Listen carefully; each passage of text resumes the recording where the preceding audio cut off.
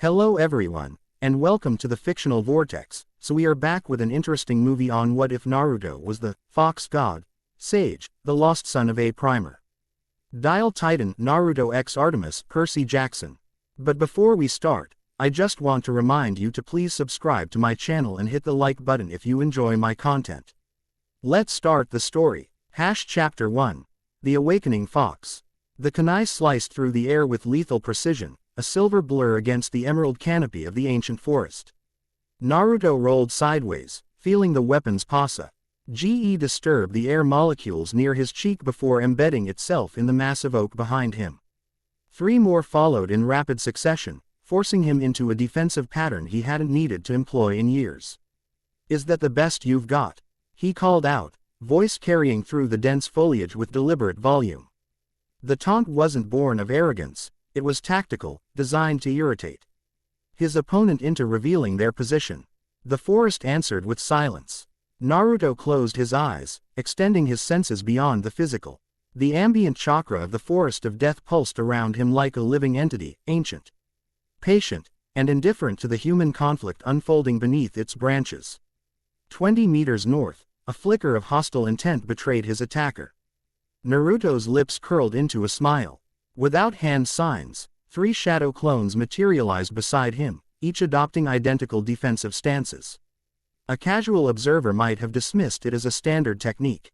But Kakashi, watching from the camouflaged observation post half a kilometer away, narrowed his visible eye. No smoke, no sound, not even the subtle chakra fluctuation that typically accompanied the jutsu. Naruto had refined the technique to near perfection. "Something's different about him today," Kakashi murmured, pushing up his forehead protector to reveal his Sharingan. The copy wheel eye spun lazily as it analyzed the chakra patterns flowing through his former student. His energy, it's not behaving like normal chakra.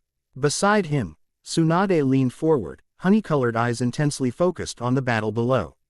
"Explain." "Chakra has a specific flow pattern, like water following the path of least resistance." "But Naruto's..." Kakashi hesitated, searching for the right words. "It's moving like it has consciousness, adapting and changing direction of its own volition." In the forest clearing, Naruto and his clones moved in perfect synchronicity, each step deliberate yet flowing like water around stone. The hidden assailant, an Anbu operative codenamed Lynx, launched from the tree line, Tonto blade gleaming in the dappled sunlight.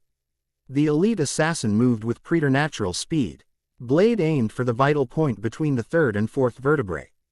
The attack never connected. Naruto pivoted without looking, his movement so fluid it appeared rehearsed. His hand caught the Anbu's wrist mid-strike, redirecting the momentum in a circular motion that left Lynx off balance and exposed. Rather than capitalize with a counterattack, Naruto simply stepped aside, creating distance between them. "You telegraphed your killing intent," he said, blue eyes reflecting neither triumph nor condescension, only calm assessment. "Against a censor type like me, that's as good as announcing your attack with a bullhorn." Lynx nodded once, mask hiding any reaction. "Your awareness has improved significantly. 6 months ago, I would have landed that strike." The compliment wasn't empty flattery. At 20, Naruto had evolved from the unpredictable, brash genin into something altogether more refined, a strategic combatant who combined instinctual genius with hard-earned experience. His trademark orange had been tempered with practical black, though he refused to abandon the color entirely. Taller now, with broader shoulders and features that had shed their boyish roundness, he carried himself with the quiet confidence of someone who no longer needed to prove his worth. "Again," Naruto said, settling back into a neutral stance. "But this time, don't hold back." The Anbu's posture shifted subtly, tension gathering in the coiled muscles beneath the standard issue armor. "Are you certain?" Lady Hokage specified testing parameters. "Not." "I'm certain." Naruto's expression remained unchanged, but something in his eyes flickered, a depth that hadn't been there moments before. "Show me what an Anbu captain can really do." Tsunade's fist tightened around the branch she was holding, splintering the wood. "This isn't part of the assessment protocol." Lynx was instructed to let it play out. Kakashi interrupted, Sharingan tracking the subtle changes in Naruto's chakra pattern. "There's something happening here that we need to understand." Below, The forest fell into unnatural silence as Lynx disappeared, not with the body flicker technique, but with true assassin stealth. Even the insects ceased their chorus, as if sensing the predatory intent saturating the air. Naruto dismissed his shadow clones with a thought, closing his eyes once more. The attack came from multiple angles simultaneously, the real Lynx descending from above while 3 water clones converged from different directions, each executing flawless killing strikes. The coordination was immaculate, the timing perfect, a testament to years of Black Ops conditioning. Time seemed to slow. Inside Naruto's mindscape, something ancient stirred. Behind the massive gate, that had contained the 9 tails for 2 decades, crimson eyes opened, not with the familiar malevolence, but with an evaluative intelligence that hadn't been present before. Interesting, the fox murmured, voice resonating differently than it had throughout their long acquaintance. The seal is weakening, but not in the way the fourth intended. In the physical world, Naruto's eyes snapped open, the familiar blue briefly eclipsed by molten gold. The air around him shimmered with heat distortion, and when Lynx's blade made contact with his shoulder, it passed through as if striking a mirage. Naruto hadn't substituted, he hadn't dodged, he had simply existed differently for that fraction of a second. The unexpected phenomenon broke Lynx's rhythm, creating a millisecond of hesitation that Naruto exploited with ruthless efficiency. His counterattack wasn't flashy or power-laden, just 5 precisely placed strikes that neutralized each clone and left the real Anbu immobilized. Nerve clusters temporarily deadened. What was that technique? Lynx managed, the professional detachment in her voice fraying slightly at the edges. Naruto stared at his hand, flexing fingers that had momentarily felt both foreign and intimately familiar. I don't know. It wasn't entirely truthful. Something had shifted inside him during that exchange, a resonance that felt like remembering rather than discovering. But the memory wasn't his, or at least, it wasn't Naruto Uzumaki's. Tsunade was beside them before Lynx hit the ground, medical chakra already flowing from her fingertips into the ANBU's temporarily paralyzed nervous system. Assessment complete, she declared, her tone brooking no argument. Naruto, report to my office in 1 hour. Kakashi, with me, now. The copy nin materialized beside her. Visible eye creased in what might have been concern or curiosity. The chakra pattern just before contact. I've never seen anything like it. It wasn't Sage Mode or Biju chakra. It was something else entirely. Naruto's expression remained neutral, but internally, his mind raced. The momentary connection he'd felt with Kurama had been different, clearer, like speaking to another aspect of himself rather than a separate entity. And the power that had flowed through him hadn't felt borrowed or channeled, it had felt innate, as if he'd simply remembered how to access something that had always been his. 1 hour, Tsunade repeated, already turning away. And Naruto, no detours. He nodded once, watching as the Hokage and Kakashi disappeared in synchronized body flickers. The forest around him gradually returned to life, insects resuming their chorus, birds cautiously returning to nearby branches. But something had fundamentally changed. The ambient chakra that had previously registered as background noise now seemed to carry patterns, information he could almost, but not quite, interpret. Like trying to remember a language I haven't spoken since childhood, he murmured to himself, running a hand through sun-kissed hair that had grown shaggy over recent months. The thought triggered something, a fragment of memory that didn't belong to him. A woman with hair the color of autumn sunset, speaking words in a language that resonated with the very fabric of reality rather than merely disturbing air molecules. The image was gone before he could grasp it fully, leaving only the faint impression of warmth and loss. Naruto shook his head, centering himself in the present moment. 1 hour until he was due at the Hokage Tower, time enough to check in on Hinata, who had recently returned from a diplomatic mission to the Land of Iron. The Hyuga compound lay on the eastern edge of Konoha, its traditional architecture a stark contrast to the more utilitarian buildings that comprised most of the village. Naruto bypassed the main entrance, instead following a less obvious path that led to the private gardens where Hinata often trained alone. His familiarity with this route spoke to a comfortable intimacy that had developed between them over recent years, not quite romantic, but deeper than casual friendship. He found her precisely where he'd expected, moving through forms that blended traditional gentle fist with something more fluid and adaptive. Her midnight blue hair, longer now than during their adolescence, followed each movement like flowing water. Naruto paused at the garden's edge, simply watching the deadly grace of her technique. Hinata completed the sequence before acknowledging his presence, though he knew she'd been aware of him from the moment he'd entered the garden. The Byakugan's near 360-degree vision made surprising its wielder almost impossible. "Naruto-kun," she greeted, voice softer than in public settings but lacking the nervous stammer that had characterized their earlier interactions. She dabbed perspiration from her forehead with a small towel. "You're back from your assessment." "Just finished," he confirmed, stepping into the immaculately maintained space. Stone pathways wound between carefully arranged flowering plants and miniature trees, a testament to the Hyuga's appreciation for controlled beauty. "How was the Land of Iron? Did General Mifune give you any trouble about the trade agreements?" A small smile graced her features, subtle by most standards, but expressive for someone raised under the rigid emotional constraints of the Hyuga clan. The general was surprisingly accommodating. "I think he respects that Konoha sent someone who understands the value of tradition." She paused, pearl-like eyes studying him with unexpected intensity. "Something's different about you." The observation caught him off guard. Hinata had always been perceptive, but this seemed almost prescient. "What do you mean?" Instead of answering immediately, she activated her Byakugan without hand signs, a skill few Hyuga mastered before their 30s. The veins around her eyes became pronounced as she examined him with the clan's legendary visual prowess. "Your chakra network," she began, then hesitated, searching for precise terminology. "It's changing. The pathways are reconfiguring themselves, especially around your core and the seal matrix." Naruto unconsciously placed a hand over his stomach, where the fourth Hokage's 8 trigrams seal had contained the 9-tailed fox since his birth. "Changing how? It's difficult to describe," Hinata admitted, deactivating her dojutsu. "The network is becoming more complex, with secondary channels developing where none existed before. And there's something else, a different type of energy intertwining with your normal chakra. It's golden, almost like." "Like what?" Naruto prompted when she trailed off. "Like liquid sunlight," she finally said, the poetic description incongruous coming from the typically literal Hyuga. "I've never seen anything like it, not even when you use the 9 tails chakra or sage mode." The description resonated uncomfortably with his experience during the assessment.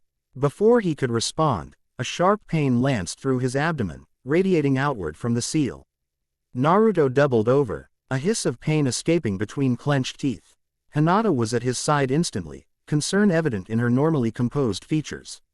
"What's happening? Should I call for medical assistance?" "No," Naruto managed, straightening with effort. The pain subsided as quickly as it had arrived, leaving behind a lingering warmth. "It's past. I need to see Tsunade anyway. I'll have her check it then." Hinata's expression suggested she wasn't entirely convinced, but she nodded. "At least let me escort you to the tower." Under normal circumstances, Naruto might have declined. He was perfectly capable of making the journey alone. But something about Hinata's presence felt stabilizing, as if her proximity helped anchor whatever transformation was occurring within him. "I'd appreciate that," he said sincerely. They walked in comfortable silence through Konoha's busy streets, the village vibrant with midday activity. Civilians and shinobi alike greeted Naruto with respectful nods or casual waves, a far cry from the cold isolation of his childhood. His role in ending the Fourth Shinobi War had transformed his status from pariah to hero, though Naruto himself remained unchanged in his fundamental approach to others. Hinata moved beside him with the quiet confidence that had gradually replaced her youthful shyness. As heir to the Hyuga clan's main branch, a position reaffirmed after proving her diplomatic acumen, she carried herself with dignity that never descended into arrogance. The combination of strength and compassion she embodied had earned her respect far beyond clan boundaries. They were halfway to the Hokage Tower when the earth beneath them trembled, a subtle vibration that most civilians missed entirely. Naruto and Hinata exchanged glances, instantly alert. "That wasn't a natural seismic event," Hinata murmured, Byakugan activating without conscious thought. She scanned their surroundings, focusing on the village's perimeter. He Here's a disturbance near the western gate, some kind of chakra anomaly. Naruto had sensed it too, though not through any conventional means. Something about the vibration had resonated within him, like a tuning fork responding to its matching frequency. Go to Tsunade, he instructed, already moving toward the disturbance. Tell her there's a breach in the dimensional barrier. The words left his mouth before his conscious mind had formed them, knowledge he shouldn't possess flowing unbidden from some locked reserve of memory or instinct. Hinata's eyes widened slightly, but she nodded without question. Changing direction toward the Hokage Tower, Naruto accelerated to full speed, his form blurring as he crossed rooftops and navigated narrow alleyways. The sensation grew stronger as he approached the western perimeter, a discordant note in the symphony of natural energy that surrounded the village. It wasn't malevolent, precisely, but fundamentally wrong, like a mathematical equation that couldn't be balanced. The guard post near the western gate stood abandoned, the Chunin normally stationed there nowhere in sight.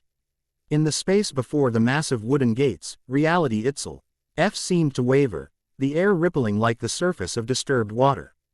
As Naruto watched, the distortion intensified, colors bending and refracting in patterns that strained the human eye to comprehend. What the hell? He whispered, instinctively drawing on his chakra for protection. The rippling air split open like a wound, edges peeling back to reveal absolute darkness beyond, not the absence of light, but the absence of everything. From within that impossible void came a low, rumbling growl that vibrated at a frequency Naruto felt in his bones rather than heard with his ears. Something was coming through. Naruto's hands flew through a series of seals, preparing a containment barrier taught to him by Jiraiya years ago. The technique was designed to isolate and neutralize unknown threats until proper assessment could be conducted, standard protocol for potential village-wide emergencies. The barrier never formed. Instead, the chakra he'd gathered transformed mid-flow, shifting from its normal blue-white hue to molten gold. The energy leaked from his skin like luminescent sweat, forming patterns in the air around him, seals and symbols he'd never seen yet somehow recognized. They orbited his body in concentric rings, spinning faster as the dimensional rift widened. From the darkness emerged a massive paw, black as pitch, each claw longer than a short sword and wickedly curved. It tested the air, as if seeking purchase on reality itself. The creature that followed defied conventional description. Its form resembled a hound in the same way a hurricane resembles a gentle breeze, the basic template twisted into something primordial and terrifying. Standing nearly 3 meters at the shoulder, the beast's body seemed composed of living shadow, with eyes that burned like pools of lava. Its muscles rippled beneath skin that absorbed light rather than reflecting it. When it fully emerged from the rift, the air temperature dropped precipitously, frost crystallizing on nearby surfaces despite the summer heat. Hellhound, Naruto whispered, the term rising from the same inexplicable wellspring of knowledge. Tartarus-born. The creature's head swiveled toward him, nostrils flaring as it sampled his scent. Recognition flickered in those burning eyes, not of Naruto specifically, but of something he carried within him. The hellhound lowered its massive head, a gesture almost like acknowledgement before its demeanor shifted to predatory focus. Behind Naruto, a squad of Anbu materialized, weapons drawn. Uzumaki, stand down, the captain ordered. Is as an S-class threat requiring specialized containment. The hellhound's attention snapped to the newcomers, lips peeling back from teeth like obsidian daggers. Its growl vibrated at a frequency that made the ANBU's masks crack. Tiny fissures spreading across the porcelain surfaces. Naruto knew, with inexplicable certainty, that conventional shinobi techniques would prove ineffective against this otherworldly predator. The creature existed partially in another dimension, making physical attacks largely irrelevant. Stay back, he shouted to the Anbu squad, stepping between them and the hellhound. Your weapons can't harm it. The beast lunged forward with impossible speed, crossing the 30-meter distance between them in a heartbeat. Its jaws gaped wide, aiming to separate Naruto's head from his shoulders with a single bite. Time slowed once more. Inside his mindscape, Naruto stood before the Nine-Tails cage, but the familiar prison had changed. The bars were thinning, forming from solid metal to gossamer strands of golden light. Behind them, Kurama sat on his haunches, Nine-Tails swaying in a hypnotic rhythm. The old seals are breaking, the fox stated, Voic, resonating with multiple harmonics that hadn't been present before. Not just the fourth's work, the older ones, laid down before your birth. What are you talking about? Naruto demanded, N fusion and urgency battling for dominance. What older seals? Kurama's massive form seemed to flicker, momentarily overlaid with something even larger, more primal, a being of pure golden fire wit. Multiple tails that weren't quite tails but something more fundamental, like threads of reality itself. The ones that bound not just me, but you, the ones that made you forget. The fox's eyes changed, vertical pupils widening into perfect circles of molten gold. Remember who you are, son of the fox god. Remember what you can do. The mindscape dissolved, returning Naruto to the Sakal world where the hellhound's jaws were centimeters from his throat. Without conscious thought, his hand shot up, fingers splayed toward the creature. From his palm erupted not chakra as he knew it, but concentrated foxfire, golden flames that didn't burn with heat but with divine authority. Exoristo se santo scotidi apo to opoio earthas, Naruto intoned, the ancient Greek flowing from his lips as naturally as breath. I banish you to the darkness from which you came. The hellhound's momentum halted mid-lunge, its massive body suddenly constrained by rings of golden fire that materialized around its form. The creature howled, not in pain, but in recognition of a power greater than its own.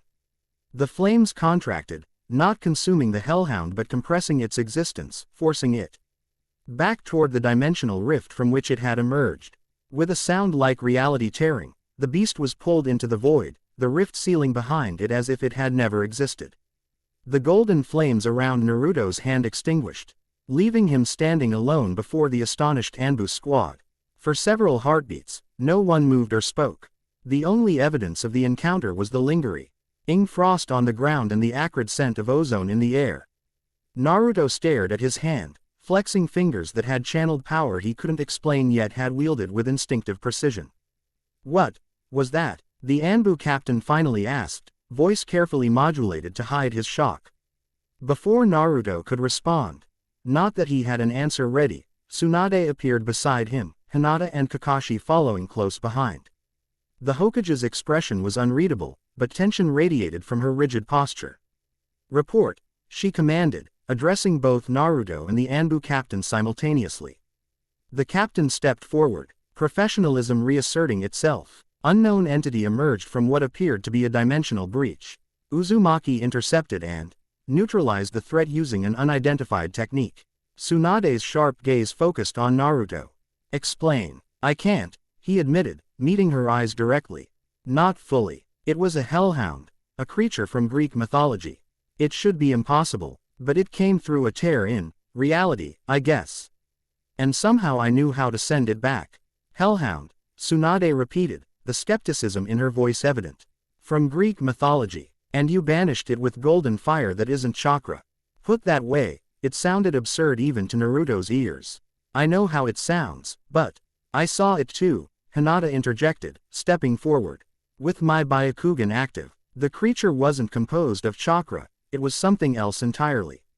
And what Naruto channeled wasn't normal chakra either. It was the same golden energy I noticed intertwining with his chakra network earlier. Kakashi moved closer to the area where the rift had been, crouching to examine the frost patterns on the ground. These crystallization formations aren't consistent with any known ice release technique. The molecular structure is different, more ordered. We need to continue this discussion in a secure location, Tsunade decided, her tone leaving no room for argument. Anbu, establish a perimeter. No one enters this area without my direct authorization. Naruto, Hinata, Kakashi, with me. Now, as they made their way to the Hokage Tower, Naruto felt the village differently than he ever had before. The familiar streets and buildings remained unchanged physically, but he sensed an underlying pattern beneath the material world, ley lines of energy. Why that had always been present but had remained invisible to him until now. More concerning were the small tears in reality, microscopic compared to the one that had admitted the hellhound, but present throughout the village. Dozens of them, like tiny stress fractures in a pane of glass, threatening to expand under pressure. The barrier between worlds is thinning, he murmured, drawing curious glances from his companions. Inside the Hokage's office, Tsunade activated privacy seals that would prevent even the most sophisticated eavesdropping techniques from penetrating the room.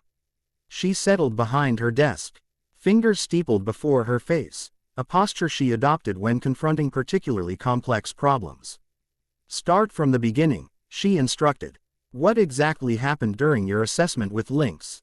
Naruto recounted the experience in detail, including the strange conversation with Kurama about seals older than the Fourth's work. Hinata contributed her observations about the changes in his chakra network, while Kakashi analyzed the tactical implications of a threat immune to conventional shinobi techniques. "This corresponds with reports we've been receiving from other nations," Tsunade revealed after listening to their accounts. "Strange phenomena, creatures appearing and disappearing, weather patterns defying meteorological explanation. We assumed they were isolated incidents. Perhaps experiments from rogue shinobi exploring forbidden techniques. They're not," Naruto stated with certainty. "The barriers between dimensions are weakening worldwide. It's been happening gradually for months, maybe years, but it's accelerating now." "And how exactly do you know this?" Tsunade challenged, though her tone suggested she already suspected the answer. Naruto struggled to articulate knowledge that felt simultaneously foreign and intimately familiar. "It's like remembering things I never actually learned. As if information was sealed away and is now becoming accessible again." Along with new abilities, Kakashi observed. "The Golden Fire, Foxfire, I believe you called it. Divine Fire," Naruto corrected automatically, then frowned at his own certainty. "It's not an element in the conventional sense. It's more like concentrated authority over certain aspects of reality." Tsunade's eyes narrowed. "That sounds dangerously close to the powers of a god, Naruto." The statement hung in the air, its implications expanding to fill the silence that followed. None of them were strangers to extraordinary abilities, in a world where teenagers could summon tsunamis or bend gravity to their will. The boundary between human and divine had always been somewhat permeable. But there was a fundamental difference between wielding powerful techniques and possessing inherent authority over reality itself. "I don't feel like a god," Naruto finally said, breaking the tension with his characteristic straightforwardness. "I just feel like myself. But with parts one didn't know were missing." Hinata, who had been silent during this exchange, suddenly straightened in her chair. "The Hyuga archives might contain relevant information. There are, say, aled scrolls dating back to before the founding of the hidden villages, texts that only the clan head and heir are permitted to access." "What makes you think they would mention anything about this?" Kakashi asked. "Because the oldest scrolls reference the Byakugan's origin, not as a genetic mutation as we've been taught, but as a gift from beings described as those who walk between realms." Hinata's usually serene expression had intensified with scholarly focus. "I always assumed it was mythological embellishment, but given what we've witnessed today." "Access those scrolls," Tsunade ordered. "Immediately." Hinata nodded, rising gracefully. "I'll need my father's authorization for the most restricted sections." "Tell Hiashi this comes with my highest priority clearance," Tsunade replied. Kakashi, contact our intelligence networks. I want every report of unusual phenomena compiled and analyzed for patterns. Focus particularly on incidents involving creatures not native to the elemental nations. The copy nin nodded once before disappearing in a swirl of leaves. Left alone with Naruto, Tsunade's official demeanor softened slightly, concern replacing clinical assessment. "How are you really feeling? And don't give me the standard, 'I'm fine,' response. I need medical accuracy." Naruto considered the question seriously. "Physically, I feel stronger than usual, more connected to my surroundings. Mentally, it's disorienting, like having memories that aren't fully mine, or that are mine but from a life I didn't know I lived." "And Kurama, how is the fox responding to these changes?" "That's the strangest part," Naruto admitted. "He seems to know more than he's telling me, but not in his usual antagonistic way. It's more like he's remembering along with me, as if whatever was sealed affected him too." Tsunade rose from behind her desk, approaching Naruto with the professional demeanor that had made her a legendary medical ninja long before she became Hokage. Her hands glowed with diagnostic chakra as she placed them over his abdomen, where the 8 trigram seal was located. The moment her chakra made contact with the seal, her eyes widened in shock. The diagnostic technique rebounded, sending her stumbling backward several steps. Impossible, she whispered, staring at her hands as if they had betrayed her. The seal matrix is completely rewriting itself. The fourth's work is being overridden by something much older and more complex. Is it dangerous? Naruto asked, concerned more for potential collateral damage than for himself. I don't know, Tsunade admitted, rare uncertainty crossing her features. This is beyond any sealing technique I've encountered. The new matrix is incorporating elements that don't correspond to any known Fuinjutsu system.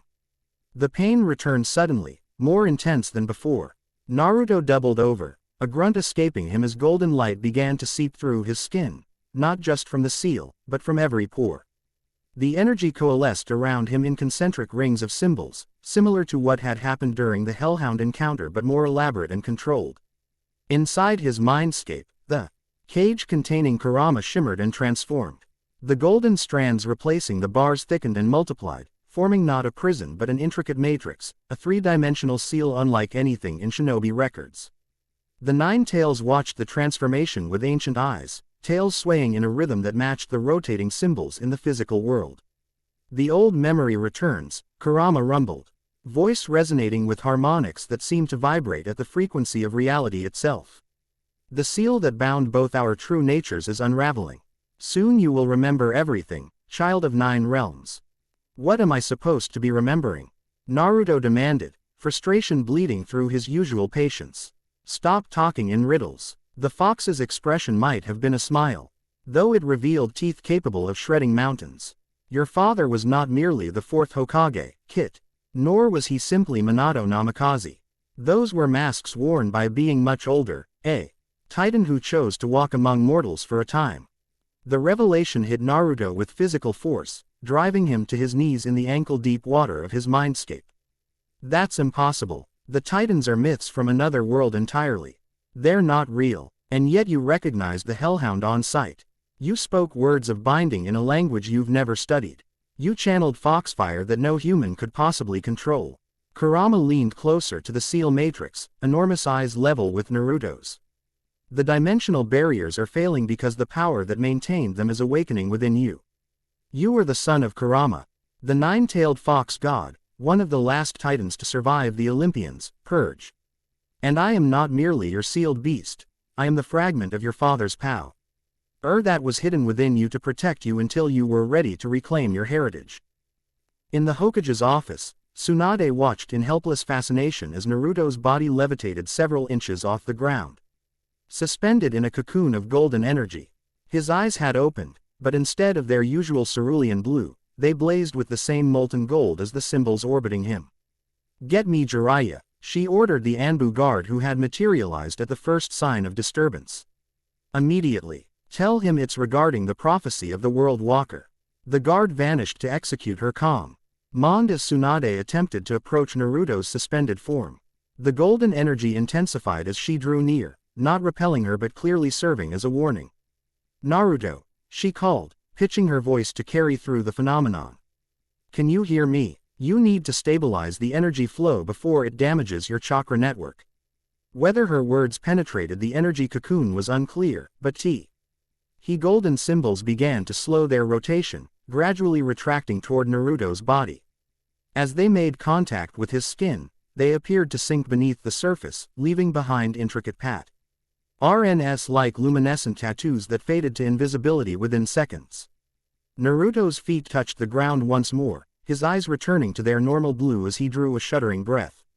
I remember, he whispered, voice carrying an undercurrent of something ancient. Not everything, but enough. What exactly do you remember? Tsunade asked carefully, medical concern warring with strategic assessment. My father, my true father, was not human, Naruto stated, the words themselves seeming to alter the room's atmosphere. He was Kurama, the nine-tailed fox god, a titan who survived the war with the Olympians by hiding in the spaces between dimensions. The Biju sealed inside me isn't actually a separate entity. It's a fragment of my father's consciousness and power, placed there to protect me until I was ready to remember my heritage. Under normal circumstances, Tsunade might have dismissed such claims as delusional, perhaps a side effect of seal deterioration or chakra poisoning. But she had witnessed the Hellhound with her own eyes, seen Naruto banish it with power that defied shinobi classification. The rational, scientific part of her mind rebelled against accepting such a fantastical explanation. But her decades of experience had taught her that reality often exceeded the boundaries of conventional understanding. Why now? She asked, focusing on practical implications rather than metaphysical questions. If this heritage was sealed, what triggered its awakening? The alignment of the realms, Naruto replied, the knowledge flowing naturally despite having no memory of learning it. Every few thousand years, the dimensional barriers thin naturally as cosmic bodies align in specific patterns. During these periods, beings with the ability to traverse realms can do so more easily. My father, Minato, reinforced the seal during the last alignment, ensuring it would hold until I reached maturity. The door burst open as Jiraiya entered without ceremony, his normally jovial expression replaced with uncharacteristic gravity. I felt the energy surge from halfway across the village, he said without preamble. The prophecy is beginning to manifest, isn't it? It would appear so, Tsunade confirmed, gesturing for him to join them. Naruto was just explaining about dimensional alignments and his heritage.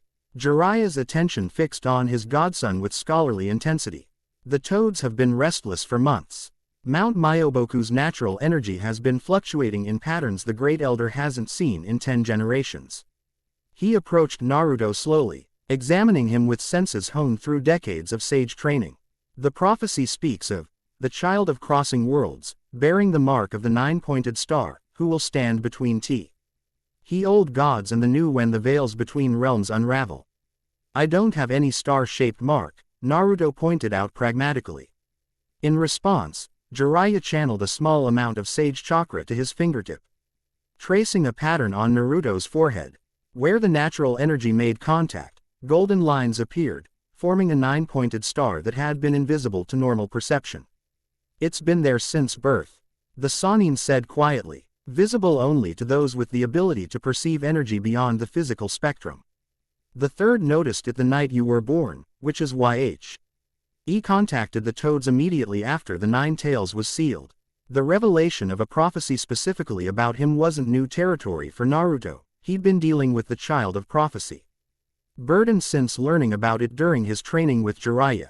But this added layer of complexity, suggesting his role extended beyond the shinobi world to cosmic conflicts between pantheons, and to overwhelm even his resilient spirit. So what happens now? He asked, focusing on immediate concerns rather than existential implications. The Hellhound was just the beginning, wasn't it? Creatures from other realms will find their way through as the barriers continue to weaken. And not all of them will be as straightforward to deal with as a single Hellhound, Tsunade agreed grimly. We need to prepare the village's defenses for threats outside our normal parameters. Jiraiya, how much time do we have before the alignment reaches its peak? The Sannin's expression grew troubled. According to the Great Elder's calculations, less than 3 months. But the effects will escalate exponentially as we approach that date. A sharp knock at the door interrupted further discussion. At Tsunade's command, the door opened to reveal Hinata, slightly out of breath and carrying a scroll case that appeared ancient, the leather binding cracked with age, sealed with wax bearing a symbol none of them recognized. I found something, she announced without preamble, an unusual departure from her typical formality that highlighted the urgency of her discovery. The oldest scroll in the Hyuga archives, predating the clan's formal establishment. It speaks of the golden fox who walks between worlds and the child with eyes of heaven who will reunite the sundered realms. She carefully opened the scroll case, extracting a document so fragile it threatened to crumble at the slightest mishandling. The parchment was unlike any material produced in the elemental nations, shimmering faintly in the office's lighting. The text written in a language none of them immediately recognized.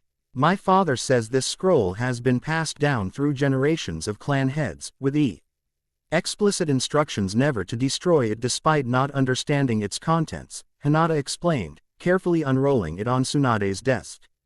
But when I looked at it with my Byakugan activated, I see a secondary text beneath the visible writing. The surface text appeared to be elaborate calligraphy in an archaic form of the elemental nation's common language. But as Hinata channeled chakra to her eyes, activating her Byakugan, the visible text seemed to fade, revealing different symbols glowing beneath, characters that resonated with the golden energy Naruto had manifested earlier. "This isn't just a scroll," Naruto whispered, approaching it with newfound recognition. "It's a key." Without conscious thought, he extended his hand over the document. Golden energy flowed from his fingertips, interacting with the hidden text. The symbols began to rearrange themselves, flowing across the parchment like living things seeking new configuration.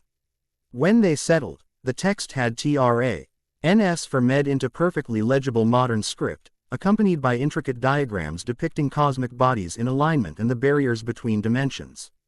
"When the 9 realms align and the Star Child awakens, the Fox God's heir will stand at the crossroads of worlds," Naruto read aloud, the words resonating with something deep within him. "Neither Titan nor human, neither god nor mortal, but a bridge between sundered realities. The Huntress of the Moon shall be his first ally among the divine, though ancient oaths stand between them." "Huntress of the Moon," Tsunade repeated, brow furrowing. "That sounds like Artemis," Jiraiya confirmed, his extensive knowledge of world mythology coming to the fore. "Greek goddess of the hunt, the wilderness, the moon, and protector of young women.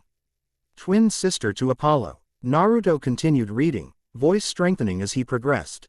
"The barriers weaken not by chance but by design, as older powers than the Olympians stir from their long slumber. What was hidden in the void between worlds seeks return, and only the Fox Child standing between pantheons can prevent the unmaking of all realities." The scroll continued with increasingly specific prophecies and instructions, including sealing techniques designed to repair dimensional breaches and methods for communicating with beings from other realms. But one section in particular caught Naruto's attention, a passage describing a location in the elemental nations where the barriers between worlds were naturally thinner. "The Valley of Convergence," he read, "where the 7 Ivers meet beneath the eternal moonlight, and the veil between worlds is as thin as morning mist. It is there the Fox Child must go when the first signs appear, to retrieve the key to his full awakening." 7 rivers meeting under eternal moonlight, Hinata mused, mentally cataloging her extensive geographical knowledge. That could be the Shizukana confluence in the land of valleys. It's said, the moon's reflection is visible in the waters even during daylight hours. "How far?" Tsunade asked, already shifting to strategic planning. 3 days hard travel to the northeast, Jiraiya supplied. "Assuming normal movement speeds. Less if." A tremendous crack interrupted him, the sound reverberating through the village like physical force. The windows of the Hokage's office vibrated in their frames, and in the distance, a column of purple-black energy erupted skyward from the vicinity of the Forest of Death. Naruto was at the window instantly, enhanced senses perceiving details invisible to others. Where the dark energy pierced the sky, the very fabric of reality was tearing, a rift far larger than what had admitted the Hellhound, expanding with each passing second. "It's happening faster than we anticipated," he said grimly. "The alignment is accelerating." In the distance, shapes began emerging from the rift, some vaguely humanoid, others defying description entirely. Even from this distance, Naruto could sense their nature, divine, or at least supernatural, beings from pantheons long separated from the elemental nations. "We need to move now," he decided, newfound authority evident in his tone. "Hinata, I need you with me, your eyes can see through the dimensional distortions." "Jiraiya, secure the scroll and continue translating the technical sections." "Tsunade, the village will need your leadership more than ever in the coming days." None of them questioned his sudden assumption of command, not because he was the prophesied child of crossing worlds, but because the strategic clarity in his assessment was irrefutable. "I'll gather a team," Tsunade began, but Naruto shook his head. "No conventional forces. They'd be at best ineffective, at worst casualties. This mission requires specific capabilities." He turned to Hinata. "Are you prepared for what we might encounter? These beings won't be susceptible to gentle fist techniques or standard shinobi approaches."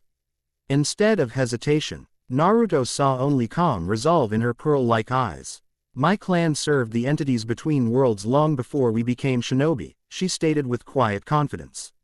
Some of that knowledge remains in our most sacred techniques, even if we've forgotten its origins.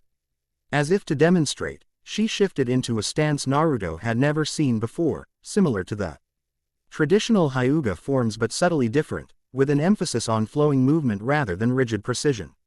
Her Byakugan activated, but the veins around her eyes took on a silvery luminescence rather than their usual pronounced appearance.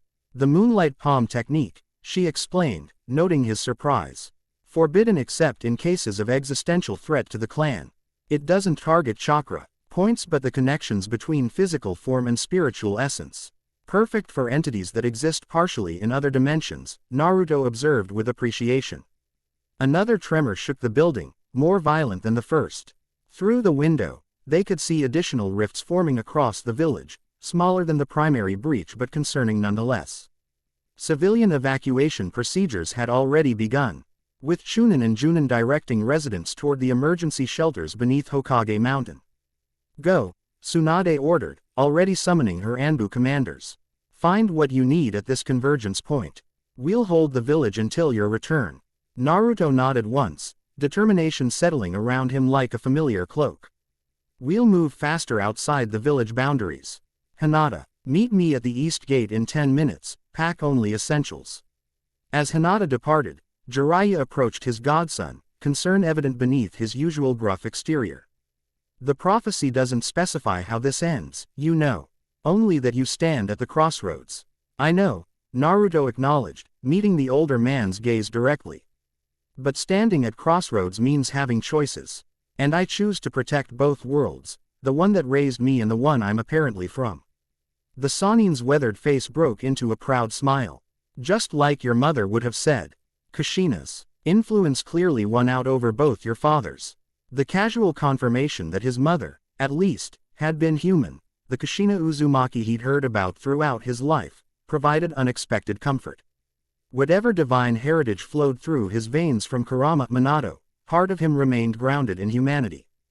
10 minutes, Tsunade reminded him, already deep in tactical discussions with her Anbu captains. Naruto nodded, heading for his apartment to gather supplies for the journey.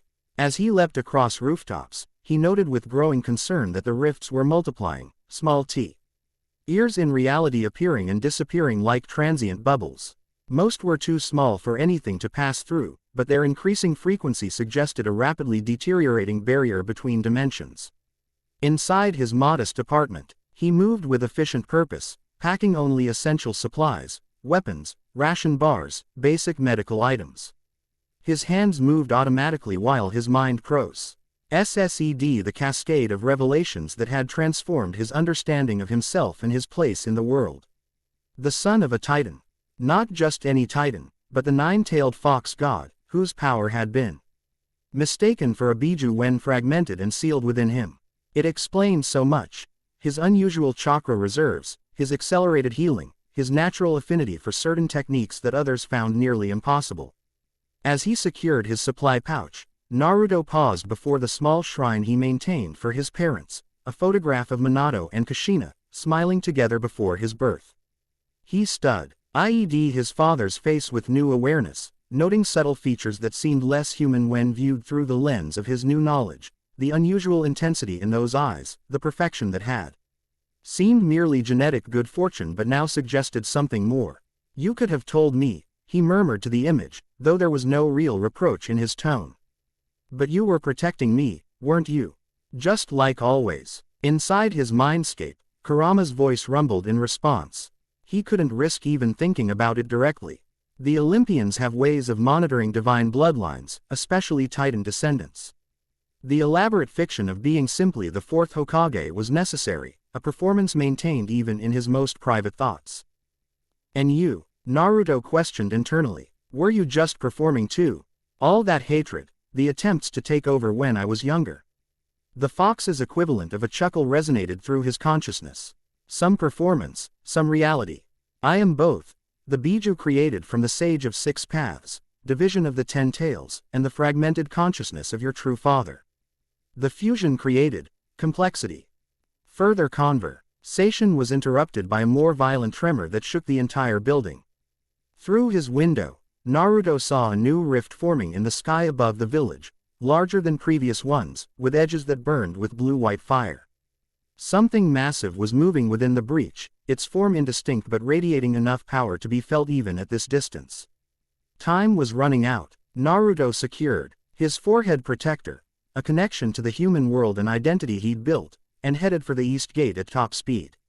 The streets below were organized chaos as shinobi directed civilians Tawa road shelters while specialized units established defensive perimeters around the larger rifts. At the gate, Hinata awaited him, her traditional Hyuga robes replaced with practical combat attire. The ONLY concession to her clan heritage was a small insignia on her collar, the Hyuga flame modified with an ancient symbol Naruto somehow recognized as a protective ward against extra-dimensional influences. "Ready?" he asked simply. She nodded, Byakugan already active and scanning their proposed route. "There are temporal distortions beginning to manifest along the northern paths. We should head northeast initially, then adjust course once we're beyond the affected areas." Without further discussion, they departed, moving at the enhanced speed available to elite shinobi. As they crossed the boundary of Konoha's protective barrier, Naruto felt a subtle shift in his awareness, as if a persistent background noise had suddenly disappeared, allowing him to hear more clearly. "The old awareness returns," he murmured, recognizing the sensation as another fragment of his heritage awakening. Beside him, Hinata moved with fluid grace, her Byakugan allowing her to navigate the increasingly unstable terrain without breaking stride. "The distortions are following patterns," she observed after several kilometers. "They're emerging along what appear to be natural energy channels beneath the Earth's surface." Ley lines, Naruto supplied, the term emerging from his newly accessible knowledge. Pathways where dimensional barriers are naturally thinner. "My father, Kurama, helped establish them as navigation routes between realms thousands of years ago, before the Olympians restricted interdimensional travel. Their journey continued through forests increasingly affected by the dimensional instability. In some areas, plant life had taken on properties that defied natural law. Flowers that chimed like bells when touched, trees with bark that rippled like water, grass that glowed with soft phosphorescence despite the daylight. By nightfall, they had covered nearly half the distance to the Valley of Convergence, pushing their bodies to the limit of human endurance. They made camp in a small clearing, establishing perimeter seals that Naruto instinctively modified with golden foxfire to repel extra-dimensional entities. As they sat beside a small, carefully shielded fire, Hinata finally asked the question that had clearly been on her mind throughout their journey. "What do you think we'll find at the convergence point?" Naruto stared into the flames, searching both his conventional memories and the new knowledge that continued to surface in his consciousness. "According to the scroll, there's something my father left there for me, a key to fully awakening my heritage. But I think it's more than that." He looked up, meeting her gaze directly. "I think it's a gateway, a controlled access point between realms that predates the current barriers." "And the Huntress of the Moon?" Hinata asked carefully. "The prophecy mentioned her as your first divine ally." "Artemis," Naruto confirmed, speaking the name with strange familiarity. "Goddess of the hunt, the wilderness, and the moon. Known for her hostility toward men and her sacred oath of eternal maidenhood." A wry smile crossed his features. Not exactly the most promising first contact with the Olympic pantheon. Hinata's expression remained thoughtful. "The Hyuga have ancient stories about a silver-eyed huntress who blessed our clan with enhanced vision during a great darkness. I always assumed it was allegorical, but now you're wondering if there might be a historical connection between your clan and Artemis," Naruto finished. "It would explain certain aspects of the Byakugan, particularly its ability to see through dimensional barriers." The conversation might have continued, but Naruto suddenly tensed, senses detecting a presence approaching their position, something moving. With deliberate stealth through the forest canopy, he signaled silently to Hinata, who activated her Byakugan with a subtle shift in chakra flow. 3 kilometers northeast, she whispered, moving quickly toward us. "Humanoid but not human. Its chakra network is unlike anything I've seen, more like a condensed star than normal pathways." Naruto extended his awareness, connecting with the natural energy surrounding them. What he sensed confirmed Hinata's assessment, a being of immense power approaching with predatory focus. "We're being hunted," he stated quietly, rising to his feet. And I don't think it's coincidence. Whatever's coming knows exactly what it's looking for. Hinata stood beside him, shifting seamlessly into the moonlight palm stance. Shall we prepare an ambush? Naruto considered the option briefly before shaking his head. No, if it's what I think it is, deception would only provoke it. We'll meet it directly, show strength rather than subterfuge. They moved away from their camp, positioning themselves in a small clearing where approaching threats would have no cover. Naruto felt his newly awakened power responding to his intent, golden energy flowing just beneath his skin, ready to manifest at his command. The forest fell unnaturally silent as the presence drew nearer. Even the nocturnal insects ceased their chorus, an instinctive response to a predator beyond their comprehension. Moonlight intensified suddenly, beams penetrating the canopy to illuminate the clearing with silver-white radiance far brighter than natural. A figure stepped from between ancient trees, a young woman of extraordinary beauty, with auburn hair gathered in a high ponytail and eyes of startling silver that reflected the moonlight like perfect mirrors. She wore a silver-white hunting chiton that seemed to shimmer between modern and ancient styling, and carried a bow that radiated power even to normal senses.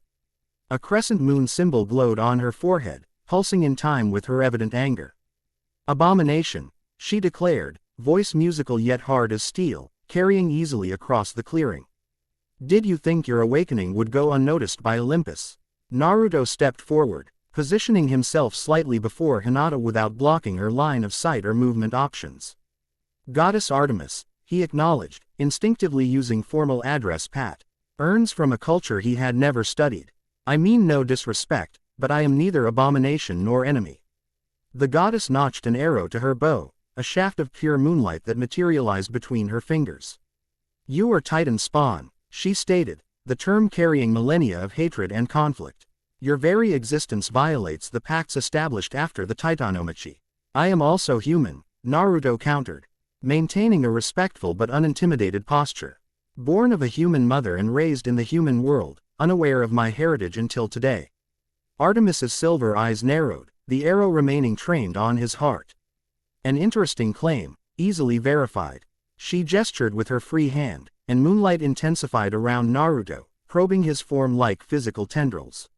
Show me the truth of your birth and life. Son of Kurama, hide nothing, or this arrow flies. Understanding the nature of the test, Naruto opened his mind to the goddess's examination, allowing the moonlight to access his memories from earliest childhood through the revelations of the current day. The process was invasive but not painful, more like having his life story read by an impatient scholar who skipped irrelevant chapters. After several tense moments, the light receded, and Artemis lowered her bow marginally. Curious, she murmured, genuine puzzlement replacing some of her hostility. You truly did not know. My uncle went to extraordinary lengths to hide you, even from yourself. Uncle, Naruto questioned, momentarily confused until understanding dawned. Kurama was your uncle, then that would make me your. He trailed off, the implications of divine family trees suddenly overwhelming. Cousin, technically, though divine bloodlines rarely conform to mortal familial patterns, Artemis clarified with evident distaste.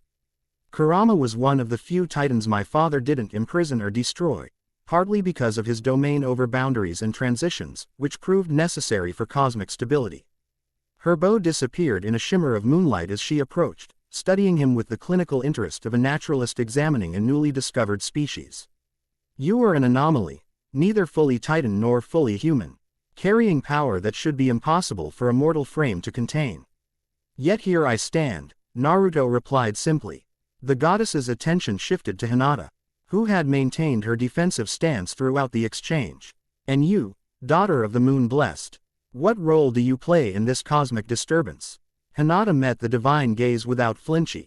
An impressive feat considering the weight of power behind those silver eyes. I stand with Naruto, as ally and friend. My clan has preserved knowledge that may help address the dimensional instability. A flicker of what might have been respect crossed Artemis's perfect features. The Hyuga, I wondered what became of those to whom I granted the far sight. It seems they've maintained some of their ancient wisdom despite the passage of millennia. Before further conversation could develop, a tremendous crack split the night, not sound but reality itself breaking. The air above the clearing tore open, revealing a swirling vortex of chaotic energy unlike the controlled rifts they had witnessed previously. From within emerged a massive hand, scaled and clawed, large enough to encircle an ancient tree. Hyperborean giant, Artemis spat, bow reappearing instantly. The barrier degradation is worse than we feared if they've found pathways through. The creature that pulled itself owned the rift defied conventional description, humanoid but scaled like a reptile, standing over 15 meters tall with multiple arms ending in wickedly curved talons. Its head featured a single mass eye above a mouth filled with obsidian teeth, and it radiated cold so intense that frost formed on the surrounding vegetation instantly. The age of monsters returns, the giant rumbled, voice like glaciers calving. The little gods grow weak, and the old ways reassert themselves. Artemis loosed 3 arrows in rapid succession, shafts of concentrated moonlight that struck with explosive force, staggering the giant but failing to inflict lasting damage. Its hide is warded against Olympic power, she hissed in frustration. A prepared incursion, not a random breach. Naruto felt no edge rising unbidden from the deeper parts of his awakening heritage, recognition of the creature and its weaknesses. Hyperboreans are vulnerable at the joint connections, he stated with certainty. And they cannot maintain dimensional stability without periodic contact with their native soil. Without waiting for acknowledgement, he channeled chakra into his specialized technique. Multi-shadow clone jutsu. Dozens of perfect duplicates materialized around the clearing, each moving with coordinated purpose toward the massive intruder. Rather than attacking directly, they began placing seals at strategic points around the giant's feet, modified explosive tags incorporating elements of the golden script Naruto had manifested earlier. Hinata moved with practiced grace, Byakugan allowing her to identify the creature's energy pathways despite its alien physiology. There, she called, indicating a nexus point near what passed for the giant's sternum. That's its dimensional point, the connection to its native realm. Artemis assessed the situation with the tactical precision of a huntress with millennia of experience. A combined attack then, she decided, notching a silver arrow different from her previous moonlight shafts. My arrow to sever its dimensional tether, your seals to contain the resulting energy discharge, and the Hyuga's strike to disrupt its motor functions. The improvised alliance moved with perfect synchronicity, Naruto's clones detonating their seals in a precisely timed sequence that momentarily destabilized the giant's footing. As it stumbled, Hinata launched herself upward with chakra-enhanced speed, striking the identified nexus point with the moonlight palm technique. 8 trigrams. Dimensional severance. The technique's name came to her instinctively, ancient knowledge flowing through bloodline memory as her palm connected with the giant's scaled hide. Instead of physical force, her strike emitted a pulse of silver blue energy that disrupted the creature's connection to its native dimension. In that moment of vulnerability, Artemis released her arrow, a shaft of pure silver that pierced the giant's single eye, diving deep into whatever passed for its brain. The creature roared in agony, its form beginning to destabilize as its dimensional anchor weakened. Now, Fox Child, Artemis called, seal it before it collapses into raw energy. Naruto's hands moved through seals he had never consciously learned, golden foxfire gathering between his palms. Boundary art. Dimensional exclusion. The technique manifested as a network of golden lines that enveloped the giant, contracting around its massive form like a net drawing closed. Where the energy touched the creature's scales, reality itself seemed to ripple. As if 2 incompatible patterns were being forced to separate. With a sound like thunder implosion, the giant disappeared, not destroyed but forcibly ejected back to its native dimension, the rift sealing behind it with golden fire that gradually faded to invisibility. The forest returned to silence, disturbed only by the soft patter of melting frost falling from vegetation. The 3 unlikely allies regarded one another with new assessment, respect earned through shared combat rather than words or titles. You fight well, Artemis acknowledged reluctantly, her bow transforming into a silver circlet that she placed around her head. For one with no formal divine training, your instincts are adequate. Coming from the notoriously critical goddess, this qualified as high praise. Naruto accepted it with a simple nod, his attention already turning to the implications of the encounter. That wasn't a random incursion, he stated, voicing what all three had recognized. The giant was sent specifically, a test or a message. Both, Artemis confirmed grimly. The old titans stir in their prisons, sensing the weakening barriers. They seek to exploit the dimensional instability, perhaps even engineered it. Though that would require outside assistance. Hinata, recovering from the significant chakra expenditure of her technique, rejoined the conversation. The convergence point we seek, could it be related to this coordinated activity? The goddess's silver eyes narrowed thoughtfully. The Valley of Convergence. So that's where you're headed. She seemed to debate internally before continuing. It is no coincidence. The valley contains one of the original nexus points between dimensions, a controlled gateway created before the Titanomachi to regulate travel between realms. And my father left something there for me, Naruto added. Something that would help me understand and perhaps control my awakening heritage. Artemis studied him with renewed intensity. I should prevent you from reaching it. Olympic protocol regarding Titan descendants is quite clear, especially those showing signs of inheriting significant power. Yet you haven't attempted to stop us. Hinata observed quietly. A faint smile, there and gone in an instant, crossed the goddess's perfect features. Olympian politics have grown, stifling over the millennia. And the reap posed by dimensional collapse supersedes ancient vendettas. She paused, coming to some internal decision. I will accompany you to the valley. Not as ally, but as observer. Olympic representation in this matter is necessary. Regardless of my personal inclinations. Naruto recognized the concession for what it was, a diplomatic compromise that allowed Artemis to assist without explicitly violating Olympic protocols regarding Titan descendants. We welcome your company, goddess, he replied formally. As they prepared to resume their journey, now with a divine companion, Naruto felt Annette. Her piece of his heritage settling into place, not with the disorienting rush of earlier revelations, but with the comfortable familiarity of remembering an old skill. The boundaries between his human identity and divine heritage were beginning to blur, not in conflict but in synthesis. What awaited them at the Valley of Convergence remained uncertain, but the path forward was clear. Whatever legacy his father had left him, whatever role the prophecy had cast him in, Naruto would face it as he had faced every challenge throughout his life, with determination, adaptability, and an unshakable commitment to protecting those he considered precious, regardless of which world they called home. Chapter 1 End. Chapter 2, Echoes of Olympus. Dawn crept over the Valley of Convergence with unnatural deliberation. As if light itself moved differently in this ancient place. Mist clung to the 7 rivers that met at the heart of the valley, their waters blending into a perfect circular pool that reflected the moon despite the rising sun. Surrounding cliffs formed a natural amphitheater of weathered stone, their surfaces carved with symbols older than written history. Naruto stood at the valley's edge, fox-enhanced senses perceiving layers of reality invisible to ordinary vision. The air shimmered with potential, not the chaotic tears they'd encountered on their journey, but an ordered thinning of dimensional barriers.